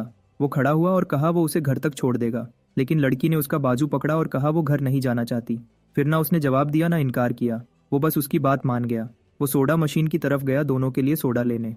फिर आर्यम उसका शुक्रिया अदा किया और फिर जीजोन ने उससे पूछा कि वो घर जाना क्यों नहीं चाहती। लड़की ने बताया कि उसका घर जेल जैसा लगता है और उसे आज उसका मैसेज मिलकर हैरानी हुई। उसने याद दिलाया कि पिछली बार उसने सिर्फ गुड नाइट भेजा था। वो मैसेज भी अचानक आया था और उसे हैरान कर गया था। फिर जीजोन ने फोन चेक किया, गुड नाइट का मैसेज वाकई मौजूद था, लेकिन वो सुंगमिन ने भेजा था, बट ये बात जीजोन ने उससे नहीं बताई। लड़की ने बात जारी रखी और बताया कि उस दिन वो बहुत मुश्किल दौर से गुजर रही थी, लेकिन वो मैसेज उसके लिए हिम्मत का छोटा सा लफ्ज बन गया जो उसे सब्र करने का कह रहा था। उस लम्हे पर वो बहुत थैंकफुल फील कर रही थी। फिर उसने लड़के से सवाल किया कि वो बोलता क्यों नहीं। वो सोच में डूब गया, यादों के समंदर में। उसकी पुरानी लवर जो उसे छोड़ चुकी थी। जब सिक्योरिटी गार्ड्स ने उसे आगे बढ़ने से रोका और गिरफ्तारी की धमकी दी, तब लड़की अचानक वापस दौड़ी और पूरी ताकत से उससे लिपट गई। उसने एक्सेप्ट किया कि उसने जुदाई की प्रैक्टिस बहुत बार की थी ताकि बिल्कुल सख्त रह सके, लेकिन उसे देखकर वो ऐसा नहीं कर सकी। उसने कहा वो उसे कभी छोड़कर नहीं जाएगी, चाहे इसकी कीमत उसकी अपनी जिंदगी ही क्यों ना हो। उसने जीजोन से पूछा कि अब उसे क्या करना चाहिए। उसने तसल्ली दी कि जो भी हो वो हमेशा उसके साथ रहेगा। उसने कहा रोना बैंड करो, सब ठीक हो जाएगा। वहां ही बिल्डिंग की छत पर गो बॉन्गसन बॉन्गसन एंटरटेनमेंट का सीईओ उन दोनों को देख रहा था। प्रेजेंट में लौटकर उसने अरियम को जवाब दिया कि इंसान के अल्फाज रूह के अंदर तक उतर जाते हैं और सब कुछ जमा कर देते हैं। लड़की कुछ सोच में पड़ गई और कहा यह बात काफी इंटरेस्टिंग है। उसने कहा कि उसे नहीं पता कि उसके साथ क्या चल रहा है, लेकिन शायद उसकी वजह उससे ज्यादा गहरी है। लड़के ने पूछा कि तुम बोलने से क्यों हेजिटेट हो। फिर इत्मीनान से उसने जवाब दिया कि वजह बहुत सिंपल है, उसके अल्फाज उसके बाप जैसे गंदे हैं। उसने महसूस किया कि उसके बाप का बोलने का तरीका उसका हिस्सा बन चुका है और उसने माना कि ये एक बेवकूफ़ी वाली वजह है। जीजोन ने उसे समंदर के किनारे चलने के लिए इनवाइट किया।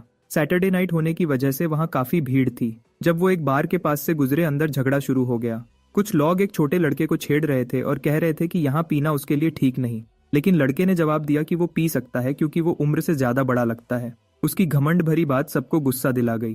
वो कैंग डो इल था, वही गैंग लीडर जो जीजोन को अपने गैंग में लाना चाहता था। वो कह रहा था कि वो सिर्फ सुकून से पीना चाहता है। एक आदमी ने पूछा कि उसके लॉग कहाँ हैं और वो अकेला क्यों है। कैंग डो ने जवाब दिया कि छुट्टियों में वो बच्चों को आराम करने देता है और अकेला रहना उसके लिए आसान होता है। उस आदमी ने धमकी दी कि यहाँ से चला जा वरना अंजाम बुरा होगा। कैंग डो ने तंज किया कि क्या डे से ओ हाई के सीनियर्स ने तुम्हें इतना सताया है कि इतनी नफरत भर गई।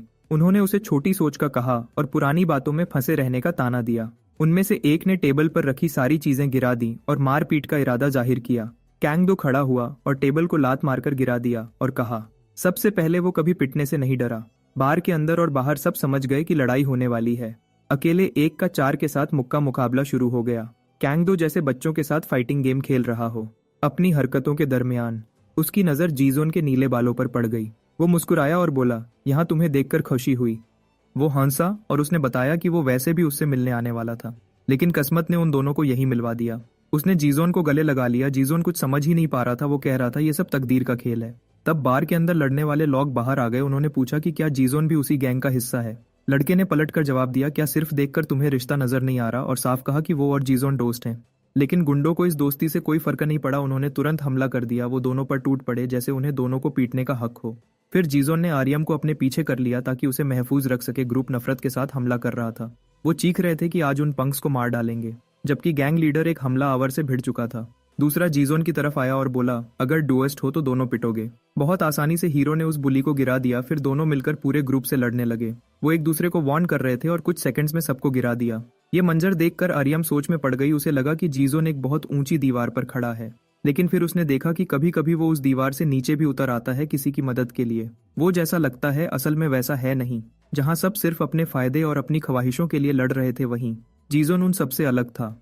वो किसी मजबूरी के लिए लड़ रहा था, अपनी मर्जी से काफी आगे की चीज के लिए। अचानक उनमें से एक आदमी ने चाकू निकाल लिया और लड़के के पीछे से बढ़ा। बिना उसे एहसास हुए वो इतना करीब आ गया कि वार कर सके।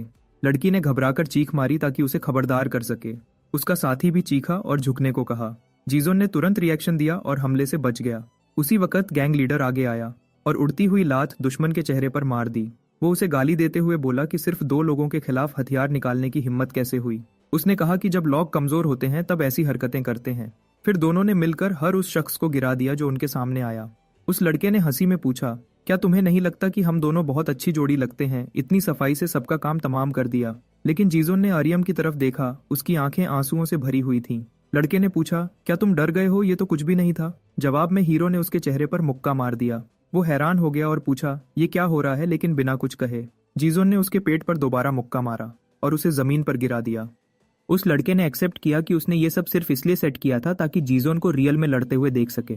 जब हीरो ने धमकी दी कि वो यहीं इस बात को खत्म कर देगा, लड़के ने तुरंत अपने दोनों हाथ ऊपर कर दिए और कहा वो उससे लड़ना नहीं चाहता क्योंकि अब वो दोनों एक ही साइड पर हैं।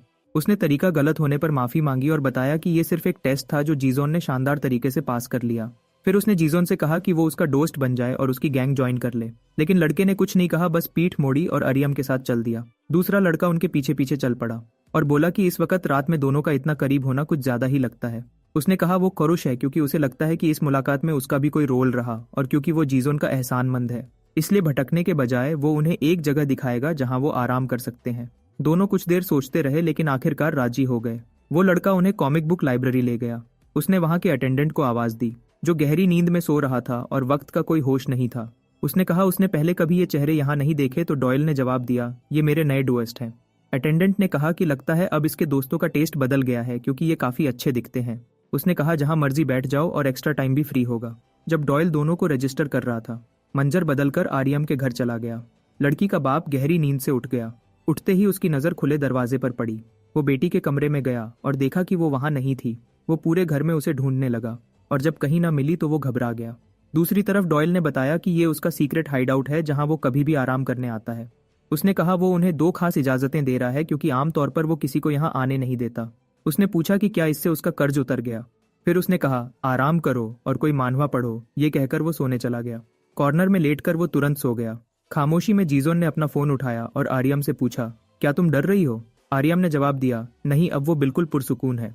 फिर उसने पूछा, क्या तुम मानवा पढ़ना चाहते हो? उसने हाँ कर दी और दोनों ने मिलकर पढ़ने के लिए एक स्टोरी चुनी। फिर कुछ पेजेस पढ़ने के बाद और लड़की की हल्की सी शर्म के लम्हों के साथ दोनों खामोशी से काफी देर तक पढ़ते रहे। यहाँ तक कि लाइब्रेरी का अटेंडेंट उनके पास आया और फ्री ड्रिंक्स ऑफर की। उसने हैरानी का इजहार किया कि डॉयल के दोस्त उन जैसे भी हो सकते हैं और कहा कि असल में डॉयल के कोई सच्चा दोस्त नहीं है, सिर्फ ऐसे लड़के जो हमेशा लड़ाइयों में फंसे रहते हैं। ड्रिंक्स देते हुए दोनों ने नोटिस किया कि उसके हाथ की 2 उंगलियों का हिस्सा गायब था। उनकी हैरानी देखकर उसने कहा कि वो अब इसका आदी हो चुका है और अब उसे कोई फर्क नहीं पड़ता, हालांकि शुरू में ये बहुत तकलीफदेह था। उसने ये भी बताया कि डॉयल अभी तक उस जख्म को कबूल नहीं कर सका और ये भी कहा कि डॉयल जो पहले एक बिल्कुल आम बच्चा था, उस वाकया के बाद गलत रास्ते पर चल पड़ा। उसने ज्यादा बात करने पर माफी मांगी और उनसे कहा कि डॉयल का ख्याल रखना क्योंकि वो असल में एक बहुत अच्छा जूनियर है। वक्त गुजरता गया और लड़की उसके कंधे पर सर रखकर सो गई। वो गहरी नींद में थी, यहाँ तक कि उसका फोन बजने लगा। आवाज से घबराकर वो उठ बैठी और जब उसे एहसास हुआ कि वो जीजोन पर टिकी हुई थी तो शर्मिंदा हो गई। फिर उसने फोन देखा तो 3 मिस्ड कॉल्स थीं। उसने जीजोन को मैसेज लिखा कि ये कॉल्स उसके बाप की हैं और उसे जाना होगा। जीजोन ने कहा कि वो उसे घर तक छोड़ देगा। दोनों खूबसूरत रात के साये में चलने लगे। वो उस बिल्डिंग तक पहुंचे जहां लड़की रहती थी और लिफ्ट में जाकर उसके फ्लैट के दरवाजे तक आए। उसने शुक्रिया अदा किया कि उसके साथ गुजारे आज़ादी के उन घंटों के लिए। जीजोन उसकी बात से थोड़ा कंफ्यूज्ड हो गया जब वो फ्लैट की तरफ बढ़ी। जैसे ही उसने पासवर्ड डालकर दरवाजा खोलना चाहा, उसका बाप दरवाजा खोलकर सामने आ गया। वो चीखने लगा वक्त का पूछता हुआ और ये कि कितनी बार फोन किया और कहने लगा कि वो पागल हो गई है जो इतनी देर बाहर रही। उसकी नज़र लड़की के चेहरे पर पड़ी तो वो और ज्यादा गुस्सा हो गया। उसने उसे जोर से थप्पड़ मारा और गालियां दी कि गलती के बावजूद ऐसे क्यों घूर रही है। लड़की जमीन पर गिर गई और वो पूछने लगा कि क्या उसे अपने बाप का जरा भी एहतराम नहीं। फिर उसे पकड़कर घर के अंदर घसीटते हुए उसने पूछा कि बिना बताए घर से बाहर जाने की हिम्मत कैसे हुई और वो इतनी रात तक क्या करती रही। हर सवाल के साथ उसकी आवाज और तेज होती जा रही थी। ये मंजर देखकर जीजोन का खून खौल उठा और वो उनकी तरफ बढ़ा। जीजोन को देखते ही बाप को यकीन हो गया कि इसी लड़के के साथ उसकी इतनी रात तक बाहर थी। फिर उस आदमी ने धमकी दी कि आज वो इस लड़के को यहाँ से जिंदा नहीं जाने देगा। लड़की ने तुरंत अपने बाप के कपड़े दोनों हाथों से पकड़ लिए। उसका बाप चीखा और हुक्म दिया कि जल्दी छोड़ दो। आंखों में आंसू लिए उसने जीजोन की तरफ देखा और चीख कर बोली कि चले जाओ। उस आदमी ने लड़की के चेहरे पर एक और वार किया और कहा कि वो अभी इस लड़के को मार देगा। लड़की मार बर्दाश्त करती रही अपने बाप को पकड़े हुए और जीजोन से भीख मांगती रही कि चले जाओ। वो चीख चीख कर कहती रही कि बस चले जाओ। आखिर जीजोन ने उसकी बात मान ली और भाग गया। भागते हुए जीजोन सोचने लगा कि उस शहर में आते वक्त भी उसने भागना ही सीखा था और पहले भी ऐसी सूरत हाल का सामना नहीं कर सका था जब जीजोन भाग रहा था। लड़की का बाप अभी भी उस पर गुस्सा निकाल रहा था और चीख रहा था कि हाथ छोड़ दे। जीजोन ने इसी लम्हे को गनीमत जाना और वहां से निकल गया। जो चीज वो फेस नहीं कर सकता था उससे भाग जाना उसकी फितरत बन चुकी थी। उसने आंखें बैंड कर लीं जैसे कुछ हुआ ही ना हो। खामोशी और अंधेरे में खुद को छुपाने की कोशिश करता हुआ लड़की के घर से काफी दूर वो थका हुआ और अंदर से बिल्कुल टूटा हुआ चल रहा था। आखिरकार वो अपने घर पहुंच गया। वहां एक बुजुर्ग मुजस्समे के सामने घुटनों के बल बैठे दुआ कर रहे थे। जीजोन भी दरवाजे के पास घुटनों के बल बैठ गया। बुजुर्ग ने उसे देखकर कहा, आज तुम देर से आए हो। उसने कहा, यह पहली बार है कि तुम इतनी देर से आए हो। लगता है तुम्हारे जहन में बहुत कुछ चल रहा है। जिस इलाके में जीजोन ने ठिकाना ढूंढा था वो शहर का सबसे पुरसुकून हिस्सा था, लेकिन वक्त के साथ यहाँ भी उसके नए रिश्ते बन गए थे और अब उसे फैसला करना था। इससे पहले कि सब कुछ और उलझ जाए, सवाल ये था, क्या वो इस सबको कबूल करेगा या फिर दोबारा भाग जाएगा। उस वाकया के बाद कुछ दिन गुजर गए। स्कूल में लड़ाइयाँ जारी रहीं। फाइट क्लब शर्र वहशत का मंजर बना हुआ था। जीतने वाले तब तक वार नहीं रोकते थे जब तक मुखालिफ रहम की भीख न मांग ले, और बुली कमजोर बच्चों को पीट कर फख्र महसूस करते थे।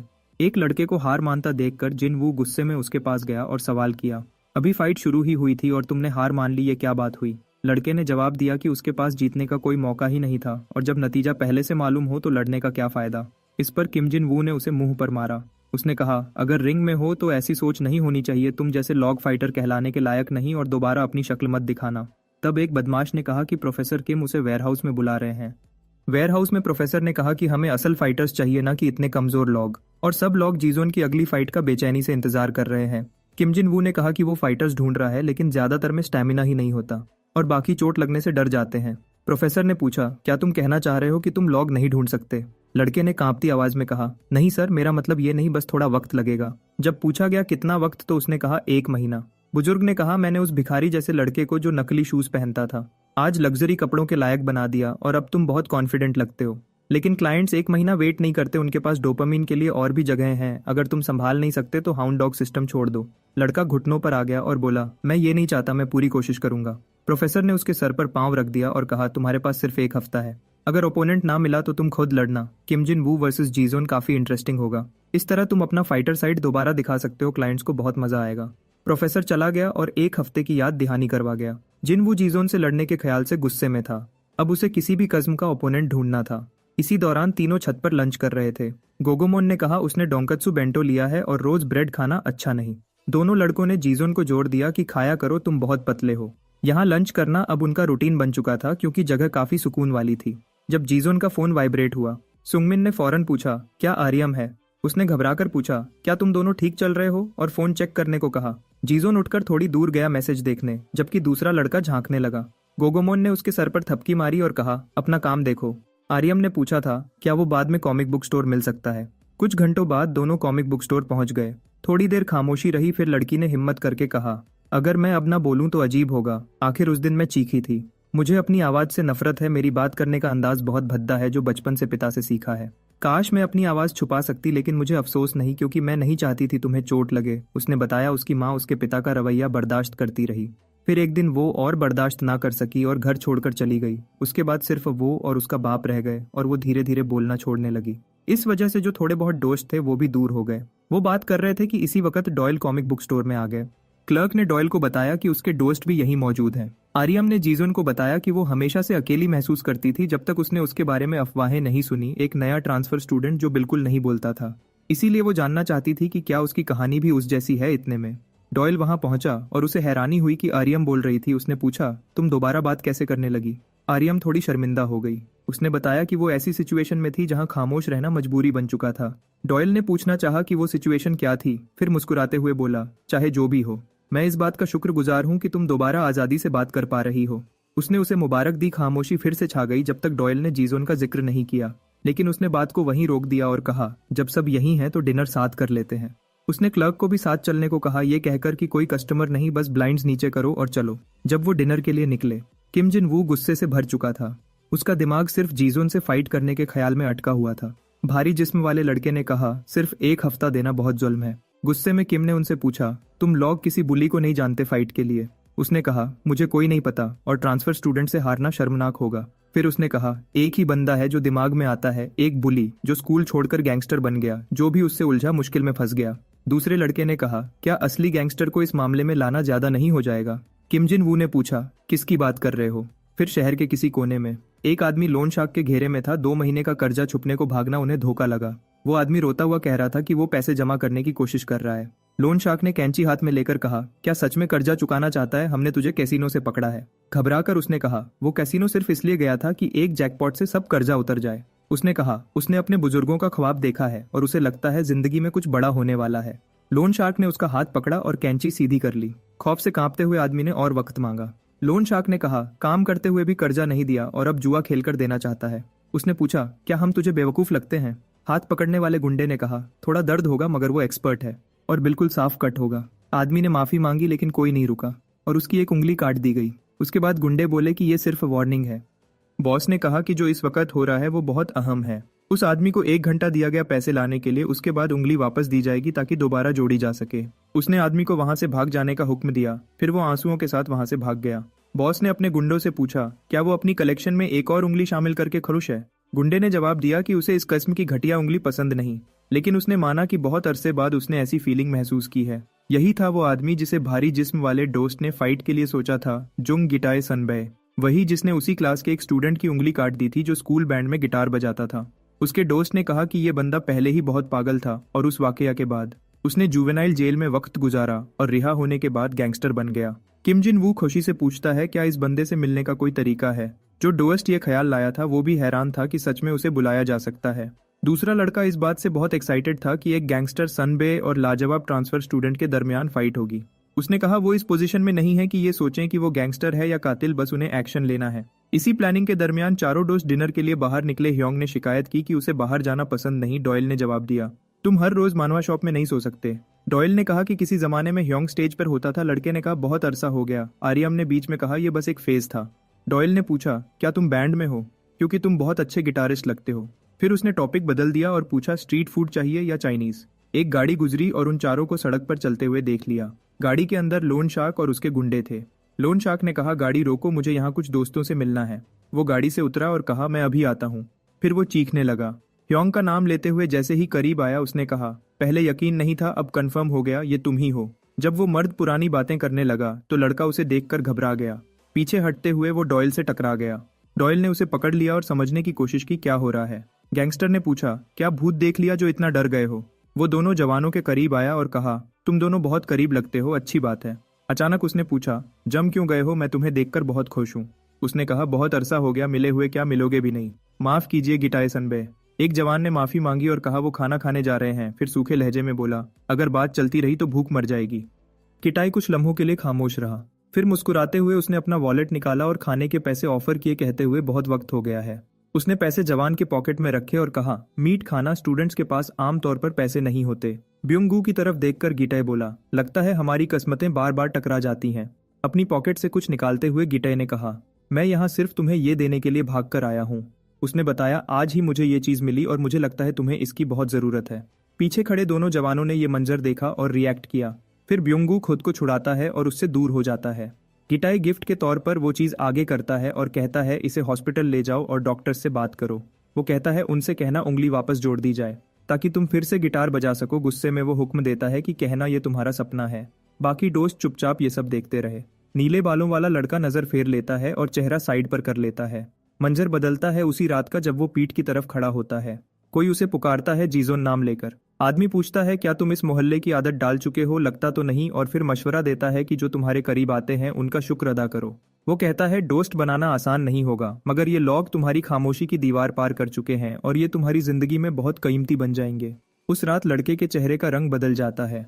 वापस प्रेजेंट में वो किटाई की कलाई पकड़ लेता है। किटाई अपना जिस्म घुमाता है और उसकी तरफ मुंह कर लेता है। लड़का नजर हटाए बगैर सीधा उसे देखता रहता है। सर्द लहजे में गिटाई पूछता है, कौन सा बेवकूफ है जो माहौल पढ़ना नहीं जानता? फिर जीजोन गिटाई को पकड़ने की कोशिश करता है, लेकिन गिटाई उसकी कलाई पकड़ लेता है और पूछता है, इतनी बदतमीजी की हिम्मत कैसे हुई? फिर उसका हाथ पकड़े हुए गिटाई कहता है, कम अज कम तुम्हारी उंगलियां खूबसूरत हैं। बेपरवाह लहजे में धमकी देता है, अगर दोबारा बीच में आए तो अपनी उंगलियां भी खो सकते हो। उसका हाथ छोड़कर वो पूछता है, समझ आए या नहीं? लड़का एक कदम पीछे हट जाता है जबकि गिटाई उसे गाली देता है। वो पूछता है, क्या तू मसला ढूंढ रहा है? और उसे घमंडी कमीना कहता है। पीछे गाड़ी का हॉर्न बजता है और वो पल भर के लिए सड़क की तरफ देखता है। जमीन पर गिरे ब्योंगू की तरफ देखकर वो पूछता है, सपनों के बगैर जिंदगी कैसी होती है? मजाक उड़ाता हुआ गिटाई सबको अच्छे खाने की दुआ देता है। फिर बेफिक्री से चलते हुए वो सड़क के नीचे की तरफ चला जाता है। दूसरी तरफ ब्योंगू घुटनों के बल गिरकर जमीन पर ढेर हो जाता है। उसका दोस्त भागकर उसके पास आता है और चीखता है, ब्योंगू। जमीन पर लेटे हुए ब्योंगू पूछता है, क्या बाकी सब ठीक है? ग्रुप उसके करीब आ जाता है। उसे घेर कर उठाते हुए वो सब खड़े होते हैं। ब्योंगू कहता है कि वो सब कुछ अब पास्ट हो चुका है। कहता है कि अब वो ठीक है और मशवरा देता है कि वापस चलें, बाद में कभी और खाना खा लेंगे। होंठ में पियर्सिंग वाला लड़का उसे आवाज देता है, ब्योंगू। रूफटॉप पर कैंग डॉयल अपनी बेबसी पर अफसोस करता है और सिर्फ जमकर रह जाता है और चीख के कहता है कि वो कुछ भी नहीं कर सका और आखिर में कुछ भी नहीं बदला। हैरान होती हुई लड़की पूछती है कि वो आदमी कौन था। जवान सीधा जवाब देता है, वो जुंगी ताए था जिसने ब्योंगू की उंगली काट दी थी जब वो गिटार बजा रहा था। जीजोन ऐड करता है कि उसने ये सब सिर्फ अपने दोस्त का ख्वाब तबाह करने के लिए किया। सब कुछ इसलिए हुआ क्योंकि ब्योंगू ने उस गलीज आदमी के गैंग एक्ट्स रोकने की कोशिश की थी। मंजर पास्ट में शिफ्ट होता है और एक म्यूजिक रूम दिखाया जाता है। उस वक्त गिटाए एक लड़की को चाकू दिखाकर धमका रहा होता है। उसे चुप रहने का हुक्म देता है वरना जान से मार देने की धमकी देता है। पीछे से उसे पकड़ते हुए ब्योंगू चीख कर कहता है, जोंग गिटाए रुक जाओ। गिटाए छूटने की कोशिश करता है और ब्योंगू की गुजारिश को इग्नोर करता है। फिर गिटाए चाकू से उस पर हमला करता है। ब्योंगू अपना चेहरा बचाने के लिए हाथ उठा लेता है। गिटाए अपना जिस्म घुमाता है और घूमकर पूछता है कि आखिर उसने बीच में दखल क्यों दिया। लगातार चीखते हुए पूछता है कि सामने वाला इतना इंटरप्ट क्यों कर रहा है। फिर वो उसे वार्न करता है कि सिर्फ गिटार बजाने की वजह से अपने आप को बेहतर ना समझे। सीधी नजरों से देखते हुए ब्योंगू कहता है कि जुंगी ताए यहाँ रहने का हक नहीं रखता। वो कहता है कि ये जगह ख्वाबों के लिए है और गिटाए उन्हें बर्बाद करता है। वो ये भी कहता है कि जो दूसरों को अपनी खुदगर्ज ख्वाहिशों के लिए कुचलता है उसे ख्वाब देखने का भी हक नहीं। घबराकर और गुस्से में गिटाए पूछता है कि ये कौन सी बकवास कर रहा है। चाकू उठाकर वो ख्वाबों के कॉन्सेप्ट को सख्ती से रद्द करता है और दरवाजे पर जमा स्टूडेंट्स की तरफ मुड़कर चीख कर पूछता है कि क्या देख रहे हो। वो चीखता ही रहता है। डी उन्हें वहां से निकलने का हुक्म देता है। सबको धमकाता है कि उन्हें टुकड़े टुकड़े कर देगा। रास्ता छोड़ने का गुस्सा दिखाता हुआ भीड़ को धकेलता है और कॉरिडोर से निकल जाता है। फिर स्टूडेंट्स भागकर ब्योंगू के पास आते हैं और उसे संभालते हैं। उनमें से एक टीचर को बुलाने के लिए चीखता है। प्रेजेंट में वापस आकर जीजोन बताता है कि उस दिन के बाद ब्योंगू कभी स्कूल वापस नहीं आया और उसे लगा कि कहानी यहीं खत्म हो गई। लेकिन 2 हफ्ते बाद इससे भी ज्यादा खौफनाक वाकया हुआ। बैंड रूम से एक तेज चीख गूंजती है। पास्ट में ब्योंगू कॉरिडोर में आवाज सुनकर जम जाता है। दरवाजा खोलकर जीजोन ब्योंगू का नाम पुकारता है। दूसरी तरफ प्लायर हाथ में लिए गिटाए कहता है कि अपनी बर्तरी वाली हवा बरकरार रखे। रूम में दाखिल होते ही ब्योंगू सुनता है कि गिटाए उसे आगे बढ़ने का हुक्म देता है और कहता है कि ख्वाब की हकीकत देख। फिर गिटाए बगैर ख्वाबों वाली जिंदगी पर चीखता चिल्लाता है। फ्लैशबैक में जीजोन बताता है कि वो ये मंजर देखकर दोबारा जम गया था। दूसरे लड़के पर बैठा हुआ गिटाए मुड़कर डॉयल से पूछता है कि वो कब आया और खड़ा होते हुए वो कहता है कि अब उसे सुकून महसूस हो रहा है। फिर वो जीजोन को धमकी देता है कि अगर उसने किसी को भी बताया तो उसका अंजाम भी यही होगा। लड़के के चेहरे पर हाथ फेरते हुए गिटाए उसे छूता है और अलविदा कहकर चला जाता है और जीजोन को वहीं बेहरकत छोड़ देता है। प्रेजेंट में वापस आकर जीजोन बताता है कि उस वाकया के बाद जोंग गिटाए ने स्कूल छोड़ दिया था। वो बताता है कि दूसरे लड़के को रिफॉर्म स्कूल भेज दिया गया जहां वो गैंगस्टर बन गया। जीजोन तस्दीक करता है कि अब वो एक क्रिमिनल ऑर्गेनाइजेशन के लिए लोन शार्किंग करता है। वो कहता है कि आज वो जो कुछ भी बना है सिर्फ जुंग गिटाए की वजह से बना। पुरजोश लहजे में जीजोन कहता है कि जो शख्स दूसरों के ख्वाब तोड़ता है उसे आजाद नहीं छोड़ना चाहिए। फिर वो घुटनों के बल रोकर कहता है कि वो मजबूत बनना चाहता था ताकि ब्योंगू जैसा दर्द उसे महसूस करवा सके। लेकिन वो फिर से जम गया। धीमी आवाज में मानता है कि उसे लगा वो स्ट्रांग बन चुका है लेकिन आखिर में कुछ भी नहीं बदला। लड़की पूछती है क्या इसीलिए तुम जीजोन को चाहते थे। तस्दीक में जीजोन बताता है कि सामने वाला एक गैंगस्टर है, इसीलिए उसने लॉक जमा करने का सोचा। उसका मकसद उसे फोर्स से झुकाना और उस बास्टर्ड को उसके अमाल की सजा देना है। फिर रूडली जीजोन कहता है इसीलिए मुझे जीजोन चाहिए। खामोशी में वो एक लम्हा बिल्कुल बेहरकत रहता है। बाद में वो लड़की के साथ सड़क पर चलता है।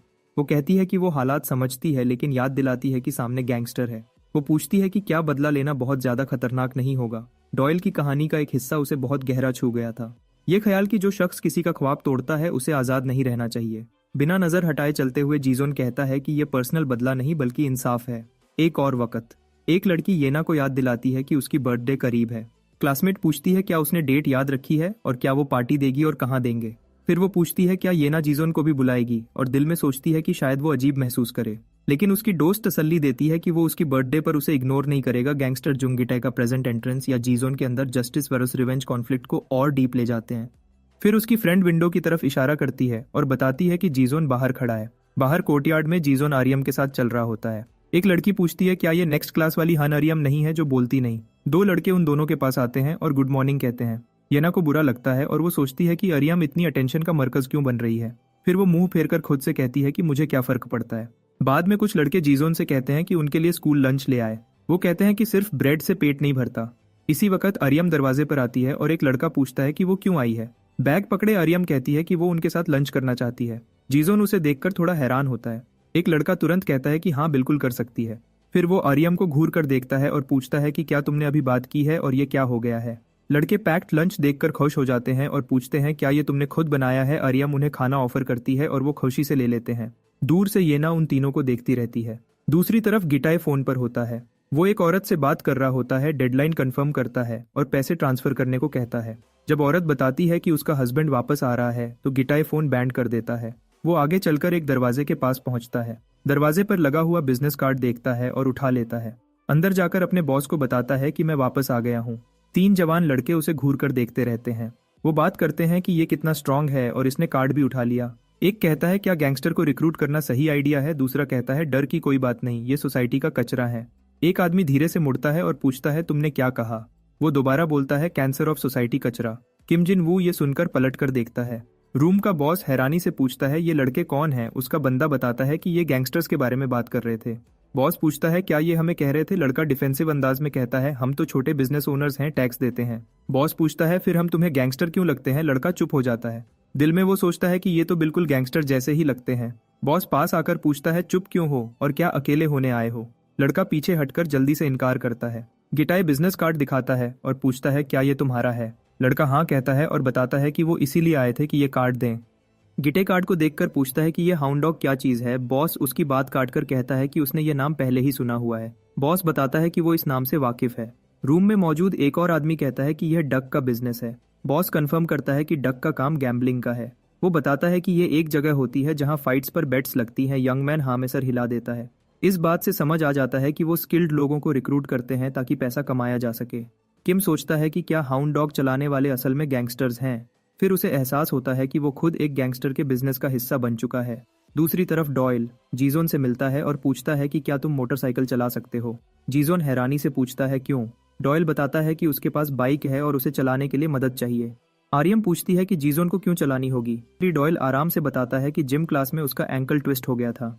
वो हेलमेट जीजोन की तरफ फेंक कर कहता है राइड चाहिए। लड़की पूछती है हम कहाँ जा रहे हैं। डॉयल कहता है ज्यादा दूर नहीं, मैं रास्ता बता दूंगा। फिर वो आर्यम की तरफ देखकर कहता है टेंशन मत लो, मैं तुम्हारा बॉयफ्रेंड वापस ले आऊंगा। आर्यम तुरंत मना करती है और कहती है हम सिर्फ दोस्त हैं। जीजोन चुप रहता है और हेलमेट को पकड़े रहता है। वो ब्योंगू को बताता है कि डॉयल ने कहा है कि वो थोड़ी फ्रेश हवा लेने जा रहा है। फिर दोनों वहां से निकल जाते हैं। बाइक की तरफ इशारा करके डॉयल पूछता है क्या तुम इस तरह की बाइक चला सकते हो। जीजोन व्हीलिंग करता है। डॉयल हैरानी से पूछता है क्या मैं भी ऐसा कर सकता हूँ। शहर के बीच से गुजरते हुए डॉयल कहता है कि तुमने पहले ही बहुत ट्रबल पैदा कर दिया है। वो तुरंत उसे वार्न करता है कि आगे तेज मोड़ है, स्पीड कम करो। जीजोन बिल्कुल परफेक्ट अंदाज में मोड़ काट लेता है। डॉयल पूछता है क्या तुमने काउंटर स्टीयरिंग यूज की। हैरान होकर सोचता है कि आखिर ये जीजोन है कौन। मंजिल पर पहुंचकर डॉयल कहता है यहीं उतार दो। जीजोन सामने लगे साइन बोर्ड को घूर कर देखता है। डॉयल झुककर जमीन से ईंट का टुकड़ा उठाता है। उसे फोन की तरह हाथ में पकड़ लेता है। ईंट को कान से लगाकर कहता है कि अगर जीजोन ड्राइव ना कर रहा होता तो मैं पिछली बार की तरह वापस मुड़ जाता। वो कहता है कि यह तरीका है पीछे हटने को खत्म करने का। जीजोन बात का मतलब समझ जाता है। जीजोन को एहसास होता है कि यह जंग का ऐलान है। डॉयल गुस्से से कहता है कि उस हरामी ने ब्योंगू को अपने ऊपर गंद करने पर मजबूर कर दिया और जो कभी बैंड का लीडर था वो सड़क के बीच वॉशरूम कर बैठा। वो जीजोन से पूछता है क्या मैं इस बात को यूं ही छोड़ दूं। फिर कहता है कि मुझे कम अज कम इतना तो करना ही होगा। तना हुआ चेहरा लिए वो जीजोन की तरफ देखता है और जवाब का इंतजार करता है। ऑफिस में वापस बॉस कहता है ये जगह तुम जैसे बच्चों के लिए नहीं है। किम बताता है कि वो अफवाहों के बाद यहाँ आया था और उसने पहचान लिया कि ये उसका सीनियर जुंग गिटाए है। वो कहता है कि गिटाए वही है जो स्कूल छोड़कर गैंगस्टर बन गया था। फिर वो बताता है कि वो मेन फाइट की तैयारी कर रहे हैं और उसे ढूंढने आए हैं क्योंकि उन्हें लगा वो सही बंदा है। गिटाए पूछता है क्या तुम मुझे बच्चों की लड़ाई के लिए रिक्रूट करने आए हो। लड़का जिद करता है कि ओपोनेंट बहुत स्किल्ड है और उसे हल्का नहीं लेना चाहिए। यह सुनकर गिटाई की दिलचस्पी बढ़ जाती है। गिटाई को लगता है कि शायद कोई ऐसा बंदा है जो उसका सामना कर सकता है। लड़का अपना फोन आगे करता है और बताता है कि यह एक ट्रांसफर स्टूडेंट है जिसे हैंडल करना बहुत मुश्किल है। ट्रांसफर स्टूडेंट का नाम सुनते ही गिटाई की पूरी तवज्जो उसी पर चली जाती है। वो बताता है कि उसका नाम जीजोन है। वीडियो में दिखाया जाता है कि जीजोन अपने ओपोनेंट को हिट करता है। रिकॉर्डिंग में उसकी पिछली फाइट के मंजर दिखते रहते हैं। वीडियो का आखिरी सीन जीजोन के चेहरे पर क्लोज होता है। गिटाई वीडियो देखकर उसे पहचान लेता है। उसे याद आ जाता है कि यह वही लड़का है जो डॉयल के साथ था, वही जिसके हाथ बहुत खूबसूरत थे। वापस प्रेजेंट में गिटाई का बॉस उसे वार्न करता है कि बीच में मत पड़ना क्योंकि यह सिर्फ स्टूडेंट्स के दरमियान लड़ाई है। सीनियर की बात मानकर गिटाई हाँ कर देता है। अचानक एक ईंट शीशे से अंदर आती है और उसके चेहरे के पास से गुजरती हुई निकल जाती है। शीशे का एक टुकड़ा उसके गाल पर लगता है और जख्म बन जाता है। गुस्से से पलटकर वो चीखता है ये किसने किया। बॉस खिड़की की तरफ भागकर पूछता है क्या मरना चाहते हो। दोनों नीचे सड़क पर देखते हैं जहां एक मोटरसाइकिल तेज रफ्तार से जा रही होती है। टूटे हुए शीशे के पार से गिटाई उस बाइक को देखते हुए फॉलो करता है। बाइक और तेज होकर आगे बढ़ती चली जाती है। बॉस पूछता है कि गिटाई ठीक है या नहीं, लेकिन वो जवाब नहीं देता। बाइक चलाते हुए जीजोन सोचता है कि शायद यह बेकार का प्रोवोक करना था, लेकिन उसे एहसास होता है कि इस एक काम के लिए कितनी हिम्मत चाहिए थी। डॉयल का कांपता हुआ हाथ उसके कंधे को जोर से पकड़ लेता है। उसे डर का एहसास हो जाता है। उसे महसूस होता है जैसे कोई बहुत बड़ी और ना गुजरने वाली पहाड़ी उन पर झुकी हुई हो, और यह एहसास उसे पहले से अच्छी तरह मालूम था जब वो सड़क पर तेज भाग रहे थे। जब गिटाई ने हाउंड डॉग में शामिल होने की तस्दीक कर दी थी। फिर स्टूडेंट्स उसका शुक्रिया अदा करते हैं और पूरा कमिटमेंट देने का वादा करते हैं कि तैयारी में कोई कमी नहीं होगी। लेकिन गिटाई अपनी शर्तें रखता है। वो कहता है जगह और वक्त मैं डिसाइड करूंगा और सिर्फ अपना बेस्ट फाइटर लेकर आना। एक लड़का सजेस्ट करता है कि स्कूल जिम फाइट के लिए ओरिजिनल जगह हो सकती है। गिटाई उसे डांट देता है और पूछता है तुम मुझे क्या समझते हो कि मैं स्कूल के अंदर मुकाबला करूं। लड़का तुरंत उसकी बात मान लेता है और समझ जाता है कि जगह और वक्त दोनों बदलेंगे, और यह भी कि गिटाई कितना सख्त है। फिर गिटाई पूछता है क्या तुम कैंग डॉयल नाम के लड़के को जानते हो। नाम सुनकर एक स्टूडेंट बताता है वो डाइसन इंडस्ट्रियल हाई का बुली है और फ्रेशमैन है। सोच में डूबा गिटाई कहता है लगता है वो पंख काफी बड़ा हो गया है। लड़का जवाब देता है कि उसने सुना है कैंग डॉयल अपना इन्फ्लुएंस बढ़ा रहा है और उससे पूछता है कि अचानक तुम्हें उसमें इंटरेस्ट क्यों है। गिटाई सख्त लहजे में हुक्म देता है उस पंख का पता लगाओ और कहता है उस पर अभी कर्ज बाकी है। दूसरी जगह जीजोन मंदिर के सहन में झाड़ू लगा रहा होता है। सीन 1694। वो थोड़ी देर के लिए रुककर अपने टीचर को सलाम करता है। टीचर सलाम का जवाब देते हुए मेहमानों को खुश आमदीद कहते हैं क्या पूजा के लिए आए हो। संगमिन हाँ कहता है, बताता है कि मेरी अम्मा ने कहा था कि आज महीने का पहला दिन है और काफी अरसे बाद आए हैं इसलिए मंदिर में पूजा करनी चाहिए। टीचर कहते हैं ये बहुत अच्छी बात है। हैरान होकर संगमिन जीजोन से पूछता है क्या तुम यहीं रहते हो। फिर बैठकर संगमिन कहता है मुझे लगा जीजोन डॉर्मिट्री में रहता है और मैं बचपन में मंदिर आता था। फोन पर संगमिन अपने दोस्त को बताता है जीजन सबोहम टेम्पल में रहता है। वो उसे बुलाता है इधर आ जाओ और दूसरी तरफ से जवाब आता है मैं आ रहा हूँ। फिर वो कहता है कोई अच्छा सा खाना भी ले आना, और मंदिर की सीढ़ियां चढ़ता हुआ ऊपर भागता है। तब एक आदमी आवाज देता है जीजोन। संगमिन उसे ग्रीट करता है और जीजोन अपना चेहरा घुमाकर देखता है कि कौन आया है। उस आदमी के पीछे अरियम खड़ी होती है। लड़का जीजोन को बताता है मैंने अरियम को भी मैसेज भेजकर बुला लिया था। संगमिन पूछता है क्या तुम ठीक हो। अरियम हल्की सी गर्दन हिलाकर हाँ करती है। शहर के दूसरे हिस्से में कुछ लड़के एक स्कूटर को चेक कर रहे होते हैं। उनमें से एक कहता है शायद स्पार्क प्लग का मसला है, जबकि कुर्सी पर बैठा दूसरा लड़का सोचता है क्या मसला कॉइल का तो नहीं। फिर एक लड़का कहता है चलो स्कूटर मैकेनिक के पास ले चलते हैं, लेकिन दूसरा शिकायत करता है खर्चे का सोचो। फिर लड़का अपना चेहरा साइड पर घूम लेता है और गिटाई पीतल के नकल एडजस्ट करता हुआ कहता है कि इतने लोगों के बीच वक्त जाया करने का कोई फायदा नहीं, इसलिए मैं ये यूज कर रहा हूँ। उसकी बात सुनकर एक आदमी पूछता है तुम क्या बोल रहे हो और तुम हो कौन। गिटाई सीधा कहता है मैं कर्ज वसूल करने आया हूँ।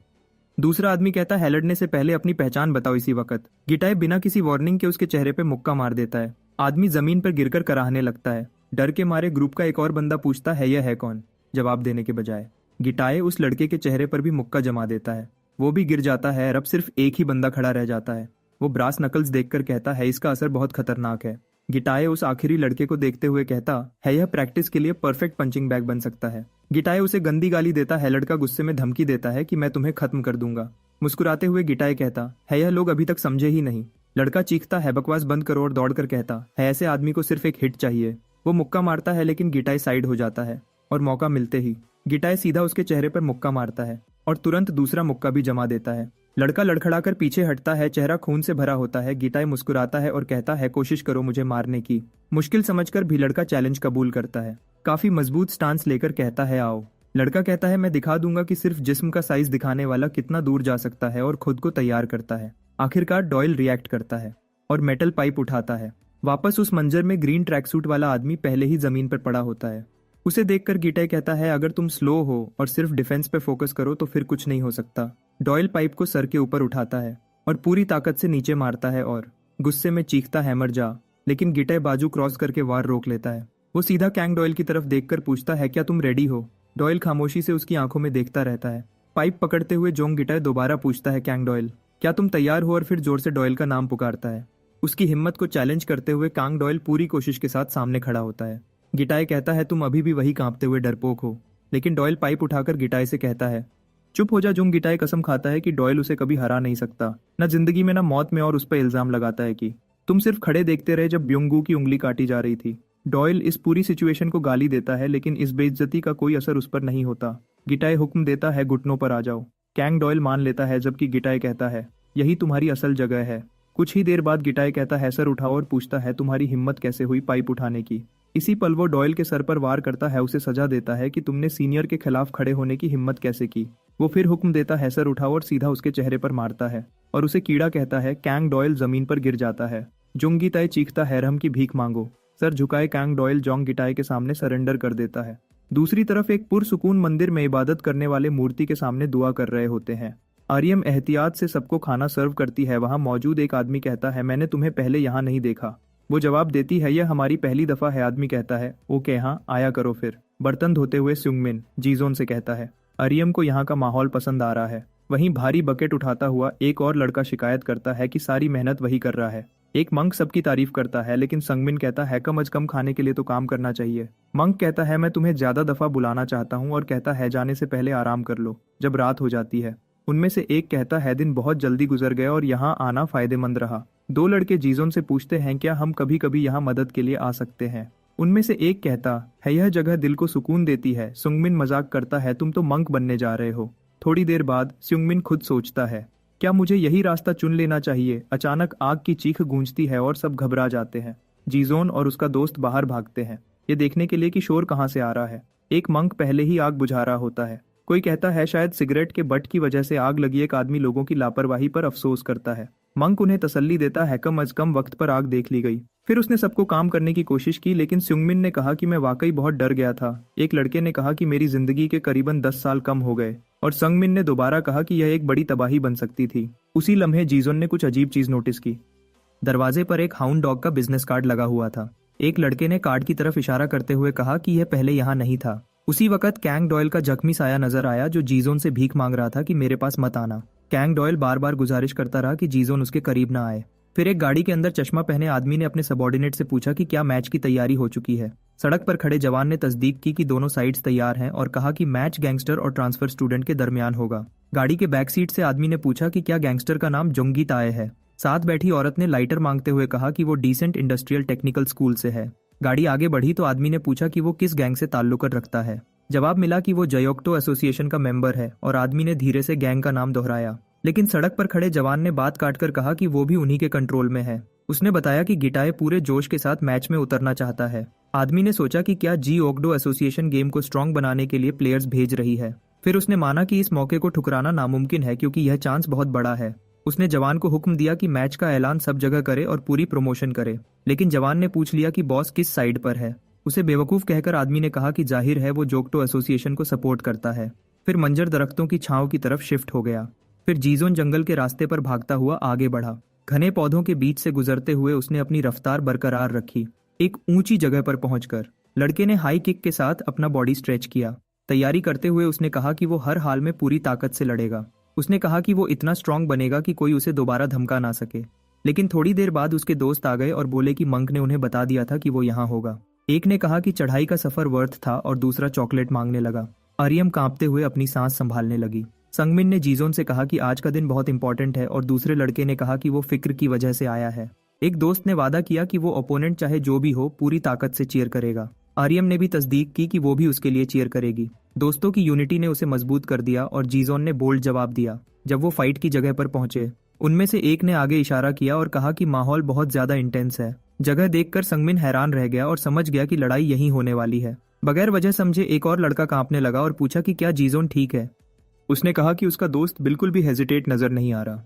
एक लड़के ने संगमिन को सोचने पर मजबूर कर दिया कि क्या उनकी चीयरिंग उस तक पहुंची होगी। वहीं वेयरहाउस के सामने खड़े कई आदमी खामोशी से इंतजार कर रहे थे। फाइट का ऑर्गेनाइजर ग्रुप को रिसीव करते हुए जीजोन के पास आया। उसने कहा कि वक्त पर आना इज्जत की बात है, और लहजा नरम रखा। एक दोस्त ने उंगली उठाकर उस आदमी पर इल्जाम लगाया कि आग लगाकर जीजोन को धमकाया गया। आदमी ने कहा कि उसे समझ नहीं आ रहा, और उसके साथी ने भी कहा कि उसे कुछ पता नहीं।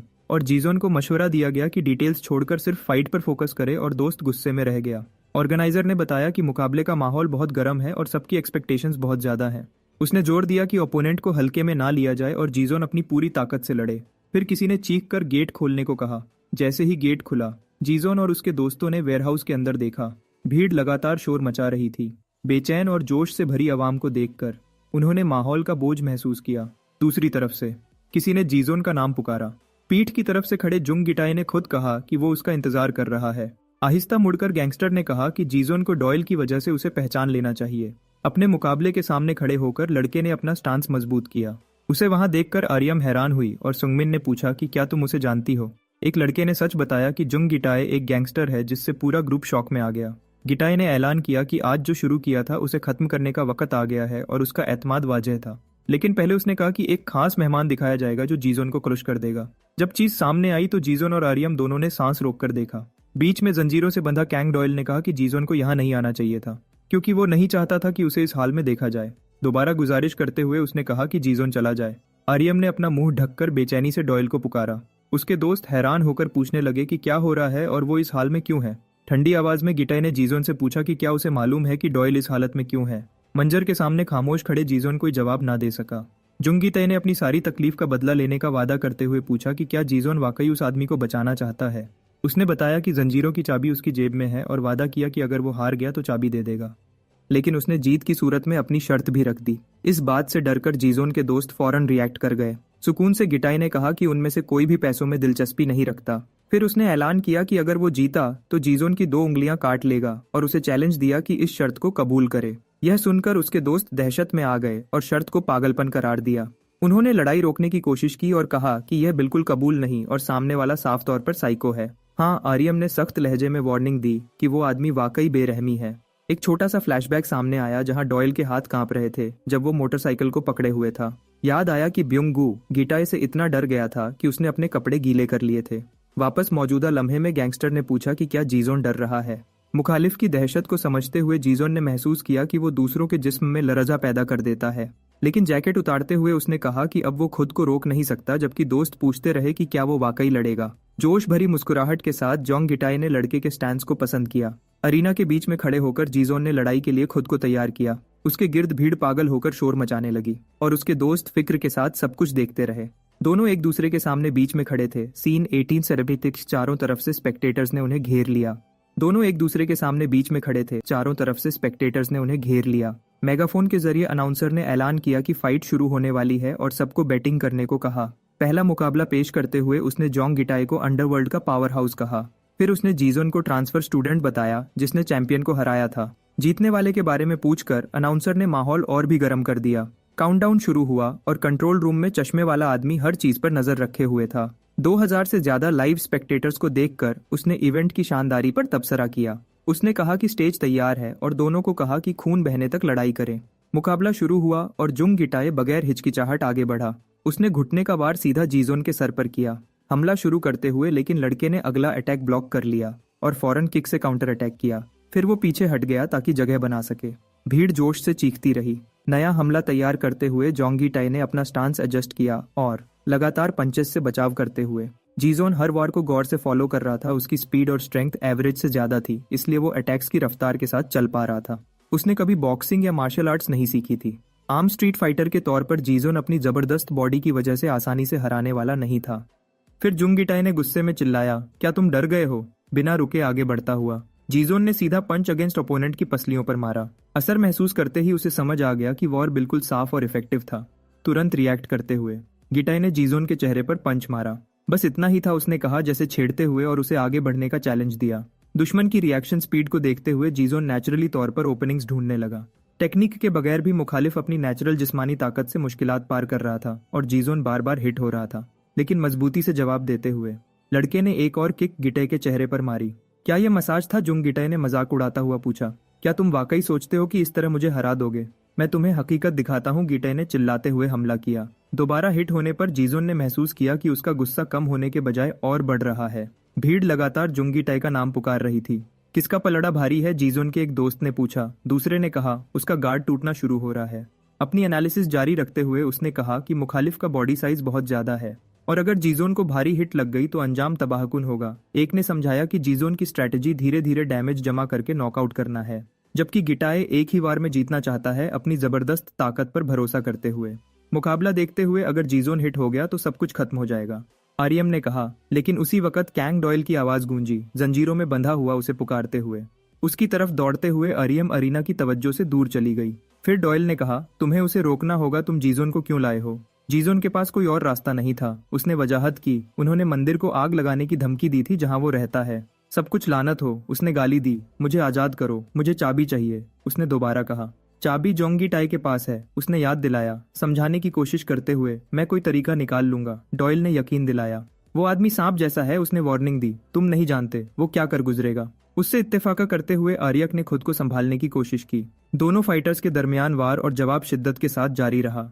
वापस अरीना की तरफ देखते हुए आर्यम ने नए जोश के साथ हर हरकत पर नजर रखनी शुरू कर दी। फिर जीजोन ने इतनी जोर से हिट की कि सब हिलकर रह गए। उसके एक दोस्त ने चिल्लाते हुए कहा, लगे रहो। लड़ाई जारी रही। जीजोन लगातार गिटाई पर वार करता रहा। यही मौका है, हमला करो। हर तरफ से आवाजें आने लगीं। अपनी स्किल्स दिखाओ और जोर से मारो, दोस्त चीखते रहे, उसे आगे धकेलते हुए। जब वो गिटाई की तरफ बढ़ा तब फाइटर ने कहा, मैं इसी लम्हे का इंतजार कर रहा था कि तुम करीब आओ। स्ट्रीट पर सेल्फ डिफेंस काम नहीं करती, उसने दहाड़ते हुए कहा, और तुरंत एक पंच मारा। जीजन को एहसास हो गया कि वो जानबूझकर जाल में फंस गया है। ताकत के सामने कुछ भी मायने नहीं रखता। हमला करने वाले ने सीधा उसके चेहरे पर पंच मारा और जोर इतना था कि जीजोन का सर पीछे झटक गया। जीजोन जीजोन उसके दोस्त चीखने लगे। जो देख रहे थे उन्हें उस पर यकीन नहीं आ रहा था। यही हकीकत की दीवार है, जुंगिटाई ने ऐलान किया। हमला जारी रखते हुए उसने कहा, मैंने वाकई सड़कों पर लड़ाई की है। तुम जैसा ग्लास हाउस में पला हुआ लड़का मुझे हरा सकता है, उसने तंज किया। फिर उसने हुक्म दिया, अपनी औकात पहचानो। अलविदा, गिटाई ने कहा। जब जीजोन की नजर धुंधली होने लगी उसी लम्हे उसे याद आया, कोई उसका चेहरा पकड़कर देख रहा थे। हौसला रखो, एक लड़की की याद उससे गुजर गई जो गुहार कर रही थी, प्लीज एंड तक देखो, मैं तुमसे प्यार करती हूँ। और उसका दिल तेज धड़कने लगा। जीजोन नई ताकत के साथ उठ खड़ा हुआ। होश में आओ, आर्यम ने चीख कर कहा, मगर लड़का सिर्फ अपने मुखालिफ पर तवज्जो रखे रहा और तुरंत उसने जोंगिटाई का पंच दोनों बाजुओं से ब्लॉक कर लिया। जिद्दी बास्टर्ड, हमलावर हैरानी से चिल्लाया कि जीजोन ने मार बर्दाश्त कर ली। जख्मी होने के बावजूद जीजोन ने अपने मुकाबले को देखा और हाथ में जोर डाला और काउंटर अटैक में मुखालिफ के चेहरे पर पंच मारा। गिटाई कुछ कदम पीछे हट गया। अब यह वाकई सीरियस फाइट बन चुकी है, दोस्तों ने कहा। यहाँ कोई मजाक नहीं कर रहा था। जोंगिटाई ने अपनी तरफ से महसूस किया। बहुत अरसे बाद ऐसा एहसास हुआ है, डोपामीन तेज बह रही है, उसने कहा। तुम मेरी सोच से बेहतर हो, लेकिन फिर भी सिर्फ एक स्कूल स्नैक हो, उसने एक्सेप्ट करते हुए कहा। फिर वो आगे बढ़ा। जीजोन ने तुरंत किक मारी और सामने खड़ा हो गया, जबकि जोंगिटाई बोलता रहा कि गैंगस्टर्स हार अफोर्ड नहीं करते। जिस लम्हे हम हारते हैं हम मर जाते हैं। काफी दहाड़ा, मैं तुम्हें जीतने नहीं दूंगा, और सीधा उसके चेहरे पर पंच मारा। वो ज़ॉम्बी है, जीजोन के एक दोस्त ने चीख कर कहा। फाइट और भी इंटेंस होती जा रही थी, दोनों लगातार मार रहे थे। जीजोन के दोस्तों ने देखा कि वो अब डिफेंड नहीं कर रहा बल्कि अटैक्स डॉज कर रहा है। जीजोन ने एक और पंच बचा लिया और हमलावर गुस्से में उसे गाली देने लगा, मगर एक दोस्त ने जीजोन की तरफ इशारा किया। बिल्कुल खामोश वो लड़का गार्ड नीचे किए खड़ा रहा। सब हैरान रह गए। लूजर कहकर गिटाई ने हमला किया, लेकिन जीजोन ने सीधा पंच उसकी चिन पर मारा। कैंग डॉयल ने सोचा शायद जीजोन उसका पैटर्न समझ चुका है और नतीजा निकाला कि गिटाई की मूवमेंट्स बहुत ऑब्वियस हैं। सिर्फ एक पंच में नॉकआउट ढूंढता है। जीजोन ने अटैक्स पहले ही प्रिडिक्ट कर लिए थे और अब वो गिटाई की कमजोरी जान चुका था। डॉज करते ही उसने पूरी ताकत से किक मारी। फिर मंजर बदला और लड़का एक लकड़ी का टुकड़ा पकड़े खड़ा था। जोंगिटाई ने गाली दी और चैलेंज किया, लकड़ी जीजोन की तरफ पॉइंट करते हुए, जबकि लड़के ने बस अपनी नजर उस पर जमा रखी थी। जोंगिटाई दहाड़ा कि असल फाइट अब शुरू हो रही है और गेम के कवायद अब बेकार हैं। माहौल बिल्कुल बदल गया। जीजोन के दोस्तों ने उसे बुजदिल कहा और चीटिंग का इल्जाम लगाया। यहाँ तक कि अनाउंसर ने भी कहा कि वेपन का इस्तेमाल रूल की खिलाफ वर्जी है। लेकिन गिटाई ने लूजर्स को चुप रहने का हुक्म दिया और पूछा, क्या यह तुम्हें कोई गेम लगती है? फिर उसने क्राउड में किसी को भी चैलेंज किया जो सामने आने की हिम्मत रखता हो। जीजोन की तरफ मुड़कर उसे उकसाया कि फाइट खत्म करो। ये कोई गेम नहीं बल्कि हम दोनों के दरमियान मुकाबला है। जीजोन ने एक्सेप्ट किया। ये असल फाइट है। गिटाई दहाड़ा। लड़के की तरफ बढ़ता हुआ उसने वादा किया कि उसे कुचल देगा। हमलावर ने अटैक किया और जीजोन को ललकारते हुए आगे आने को कहा। दोस्तों ने मंजर देखा और चीटिंग पे बात की। गैंगस्टर से मत उलझो बच्चे, गिटाई चीखा, लेकिन जीजोन ने किक से हमला रोक लिया और तुरंत दूसरी किक से उसका सर हिट कर दिया। गिटाई जमीन पर गिर गया, जीजोन के हाथों शिकस्त खाकर। लोगों ने सरगोशी की कि वो खत्म हो चुका है और गैंगस्टर होने पर उसे जलील कहा। उसी लम्हे कैंग डॉयल की जंजीर से फिसलकर जमीन पर गिर गई। आर्यम ने तुरंत चाबी देख ली। अभी सब खत्म नहीं हुआ, गिटाई उठते हुए बोला। मैं नहीं रुकूंगा जब तक हम में से एक मिट्टी में ना मिल जाए। जीजोन ने अपने दुश्मन की तरफ दौड़ लगाई और अटैक को डिले किया। फिर सीधा ब्लो मारा। लड़के ने दोबारा मारा और उसे फिर जमीन पर गिरा दिया। मैं तुम जैसे नाकाम से हार नहीं सकता, गिटाई घुटनों पर कहता रहा। तुम्हें मजलूम बनने का कोई हक नहीं, जीजोन ने जवाब दिया। तुम सिर्फ कमजोरों को कुचलने वाले हो। तुम्हें दूसरों के ख्वाबों को तोड़कर बढ़तरी महसूस होती रही, मगर यह ताकत नहीं। बाकी जिंदगी भी ऐसे ही गुजार दो, उसने फैसला सुना दिया। अचानक गिटाई ने चाकू निकाल लिया। हमलावर ने पीछे से जीजोन को चाकू मारने की कोशिश की। क्राउड हैरत से चीख उठा। पीछे देखो, जीजोन के दोस्तों ने चीख कर खबरदार किया। तुम्हें गैंगस्टर के सामने पीठ नहीं घूमनी चाहिए थी, काफी ताना मारते हुए बोला। चाकू के साथ आगे बढ़ता हुआ उसने जीजोन को गिरा दिया और हमले के लिए ऊपर खड़ा हो गया। मैं तुम्हें मिटा दूंगा, गिटाई ने वादा किया और कहा, जब शीशे में अपना चेहरा देखोगे हमेशा अफसोस करोगे। उसने चाकू उठाते हुए धमकी दी। मैं ही असल विनर हूँ, वो मजे लेते हुए बोला। लेकिन अचानक आग का झोंका गिटाई के चेहरे पर लगा। कैंग डॉयल ने जलती हुई लकड़ी से उस पर वार किया। उसे जमीन पर दबाकर डॉयल ने गिटाई को हिलाने से रोक दिया। फिर वो जीजोन की तरफ मुड़ा और पूछा कि क्या वो ठीक है। जीजोन ने बस हल्का सा सर हिला दिया। आर्यम हैरान हुई कि डॉयल कब आजाद हुआ और उसकी दोस्त समझ गई कि यह काम उसी ने किया था। कैंग डॉयल ने जीजोन को देखा और पूछा, क्या मैं इसे खत्म कर दूं? वो गिटार पर बैठ गया और उसकी उंगलियां तोड़ना शुरू कर दी। रुक जाओ, जीजोन ने रोका। नीचे से जुंग गिटार गिड़गिड़ाते हुए बोला। क्यों? डॉयल ने सीधा सवाल किया। बंद करो बच्चे, गिटार भीख मांगता रहा। तुमने भी यही किया था, डॉयल ने याद दिलाया। लेकिन मैं मुख्तलिफ हूँ, गिटार चीखा। डॉयल ने पूछा क्यों? फिर उसने कहा, मैं अलग क्लास का हूँ। वो मुंह घुमाते हुए बोला। अब सिर्फ एक बाकी है, कैंग डॉयल ने पुरसुकून लहजे में कहा, और उसकी एक और उंगली तोड़ दी। कैंग डॉयल आखिरी उंगली तोड़ने के लिए तैयार हो गया, लेकिन जुंग गिटाई चीख कर रुकने की भीख मांगने लगा। गालियां देते हुए गिटाई ने उसे बास्टर्ड कहा और अपनी गैंगस्टर पहचान जताई। फिर धमकी दी कि अगर ऊपर वालों को पता चला तो वो उसे मार डालेंगे। कैंग डॉयल ने बेपरवाही से कहा, तुम्हें लगता है मैं बताऊंगा? ये बचकाना सोच है। तभी मैच ऑर्गेनाइजर अपनी टीम के साथ अंदर घुस आया और सबको रुकने का हुक्म दिया, लेकिन जीजोन ने उसका रास्ता अपने बाजू से रोक लिया। जीजोन आदमी को रोककर खड़ा हो गया, जबकि डॉयल अभी भी गिटार पर बैठा था। ऑर्गेनाइजर ने जीजोन से पूछा, क्या तुम्हें पता है तुम क्या कर रहे हो और क्या इसका अंजाम बर्दाश्त कर सकते हो? कैंग डॉयल ने कंधे के ऊपर से देखा। जीजोन ने भी अपना चेहरा उसकी तरफ घुमाया और डॉयल बस मुस्कुराया। मेहरबानी करके रुक जाओ, मैं वेटरन हूँ, जोंग गिटाई गिड़गिड़ाता रहा। कैंग डॉयल ने नफरत से कहा, अब तुम और भी ज्यादा कचरा लग रहे हो। उसने कहा कि मुझे शर्मिंदगी है कि मैं इतना अरसा खामोश रहा। फिर उसने जुंग गिटाई की आखिरी उंगली भी तोड़ दी। क्राउड में एक लड़की ने अपना मुंह ढांप लिया और लोग हैरत से चीख उठे। मैच ऑर्गेनाइजर ने ऐलान किया कि मुकाबला खत्म है क्योंकि सब कुछ बेकाबू हो चुका है, लेकिन लोगों ने बहस की कि कानून पहले गैंगस्टर ने तोड़ा था। एक जुआरी जिसने गैंगस्टर पर पैसा लगाया था, उसने भी जीजोन की जीत मान ली। जल्द ही पूरी क्राउड जीजोन की जीत के नारे लगाने लगी। ऑर्गेनाइजर ने जीजोन को घूर कर देखा, जबकि वो बिल्कुल बेअसर खड़ा रहा। उसके दोस्त चीख कर बोले। सबने उसकी हार देखी और क्राउड लगातार जीजोन का नाम पुकारता रहा, जबकि वो डॉयल के साथ खड़ा होता है। जीजोन अपने कंधे के ऊपर देखता है। अपने ऑफिस में चश्मे वाला आदमी हैरानी से इवेंट पर सोचता है, जो उसकी एक्सपेक्टेशन से भी आगे निकल गए थे। वो नोट करता है कि जीजोन ने जॉक एसोसिएशन के एक गैंगस्टर को लाइव पीक व्यूअरशिप पर हरा दिया। ऐसा होने से जॉक्टो एसोसिएशन मजाक बन जाएगी और उसे बड़ी माली नुकसान का अफसोस होता है। फिर वो सारा इल्जाम जीजोन पर डाल देता है और सोचता है कि अब इस हालात से कैसे निपटेगा, और बदनसीबी को कोसता है। एक सियाह गाड़ी लड़ाई की जगह की तरफ आती है। अंदर ड्राइवर सुपीरियर को बताता है कि वो पहुंच चुके हैं, लेकिन सुपीरियर रुकने का हुक्म देता है। ड्राइवर जोंग गिटाई को गोदाम से बाहर निकलते देखता है और रिपोर्ट करता है कि गिटाई जगह छोड़कर आ गया है। सुपीरियर बस गाड़ी बंद करने का हुक्म देता है। गिटाई गाड़ी के पास आता है और सुपीरियर को पुकारता है, मेरी मदद करो, उन कमीनों ने मुझे मारा है। वो अभी भी अंदर मौजूद है, अगर अभी चलो तो उन्हें पकड़ सकते हो। वो गिड़गिड़ाता है, लेकिन सुपीरियर सीधा उसके सर पर मुक्का मार देता है, फिर उसे लात मारकर दूर फेंक देता है। गिटाई जमीन पर गिरकर चीखने लगता है। क्या मैंने तुम्हें मना नहीं किया था कि स्टूडेंट्स के साथ लड़ाई से दूर रहो? आदमी पूछता है। गिटाई बहकी बहकी आवाज में अपनी सफाई देने की कोशिश करता है। सुपीरियर दोबारा लात मारता है जब वो जमीन पर पड़ा होता है, जबकि गिटाई माफी मांगता रहता है। जीजोन और उसके दोस्त दूर से मंजर देखते रहते हैं। गिटाई गैंगस्टर बनता है, लेकिन असल में वो कुछ भी नहीं, कैंग डॉयल कहता है। कैंग डॉयल जीजोन का शुक्रिया अदा करता है और फिर दोस्तों का भी।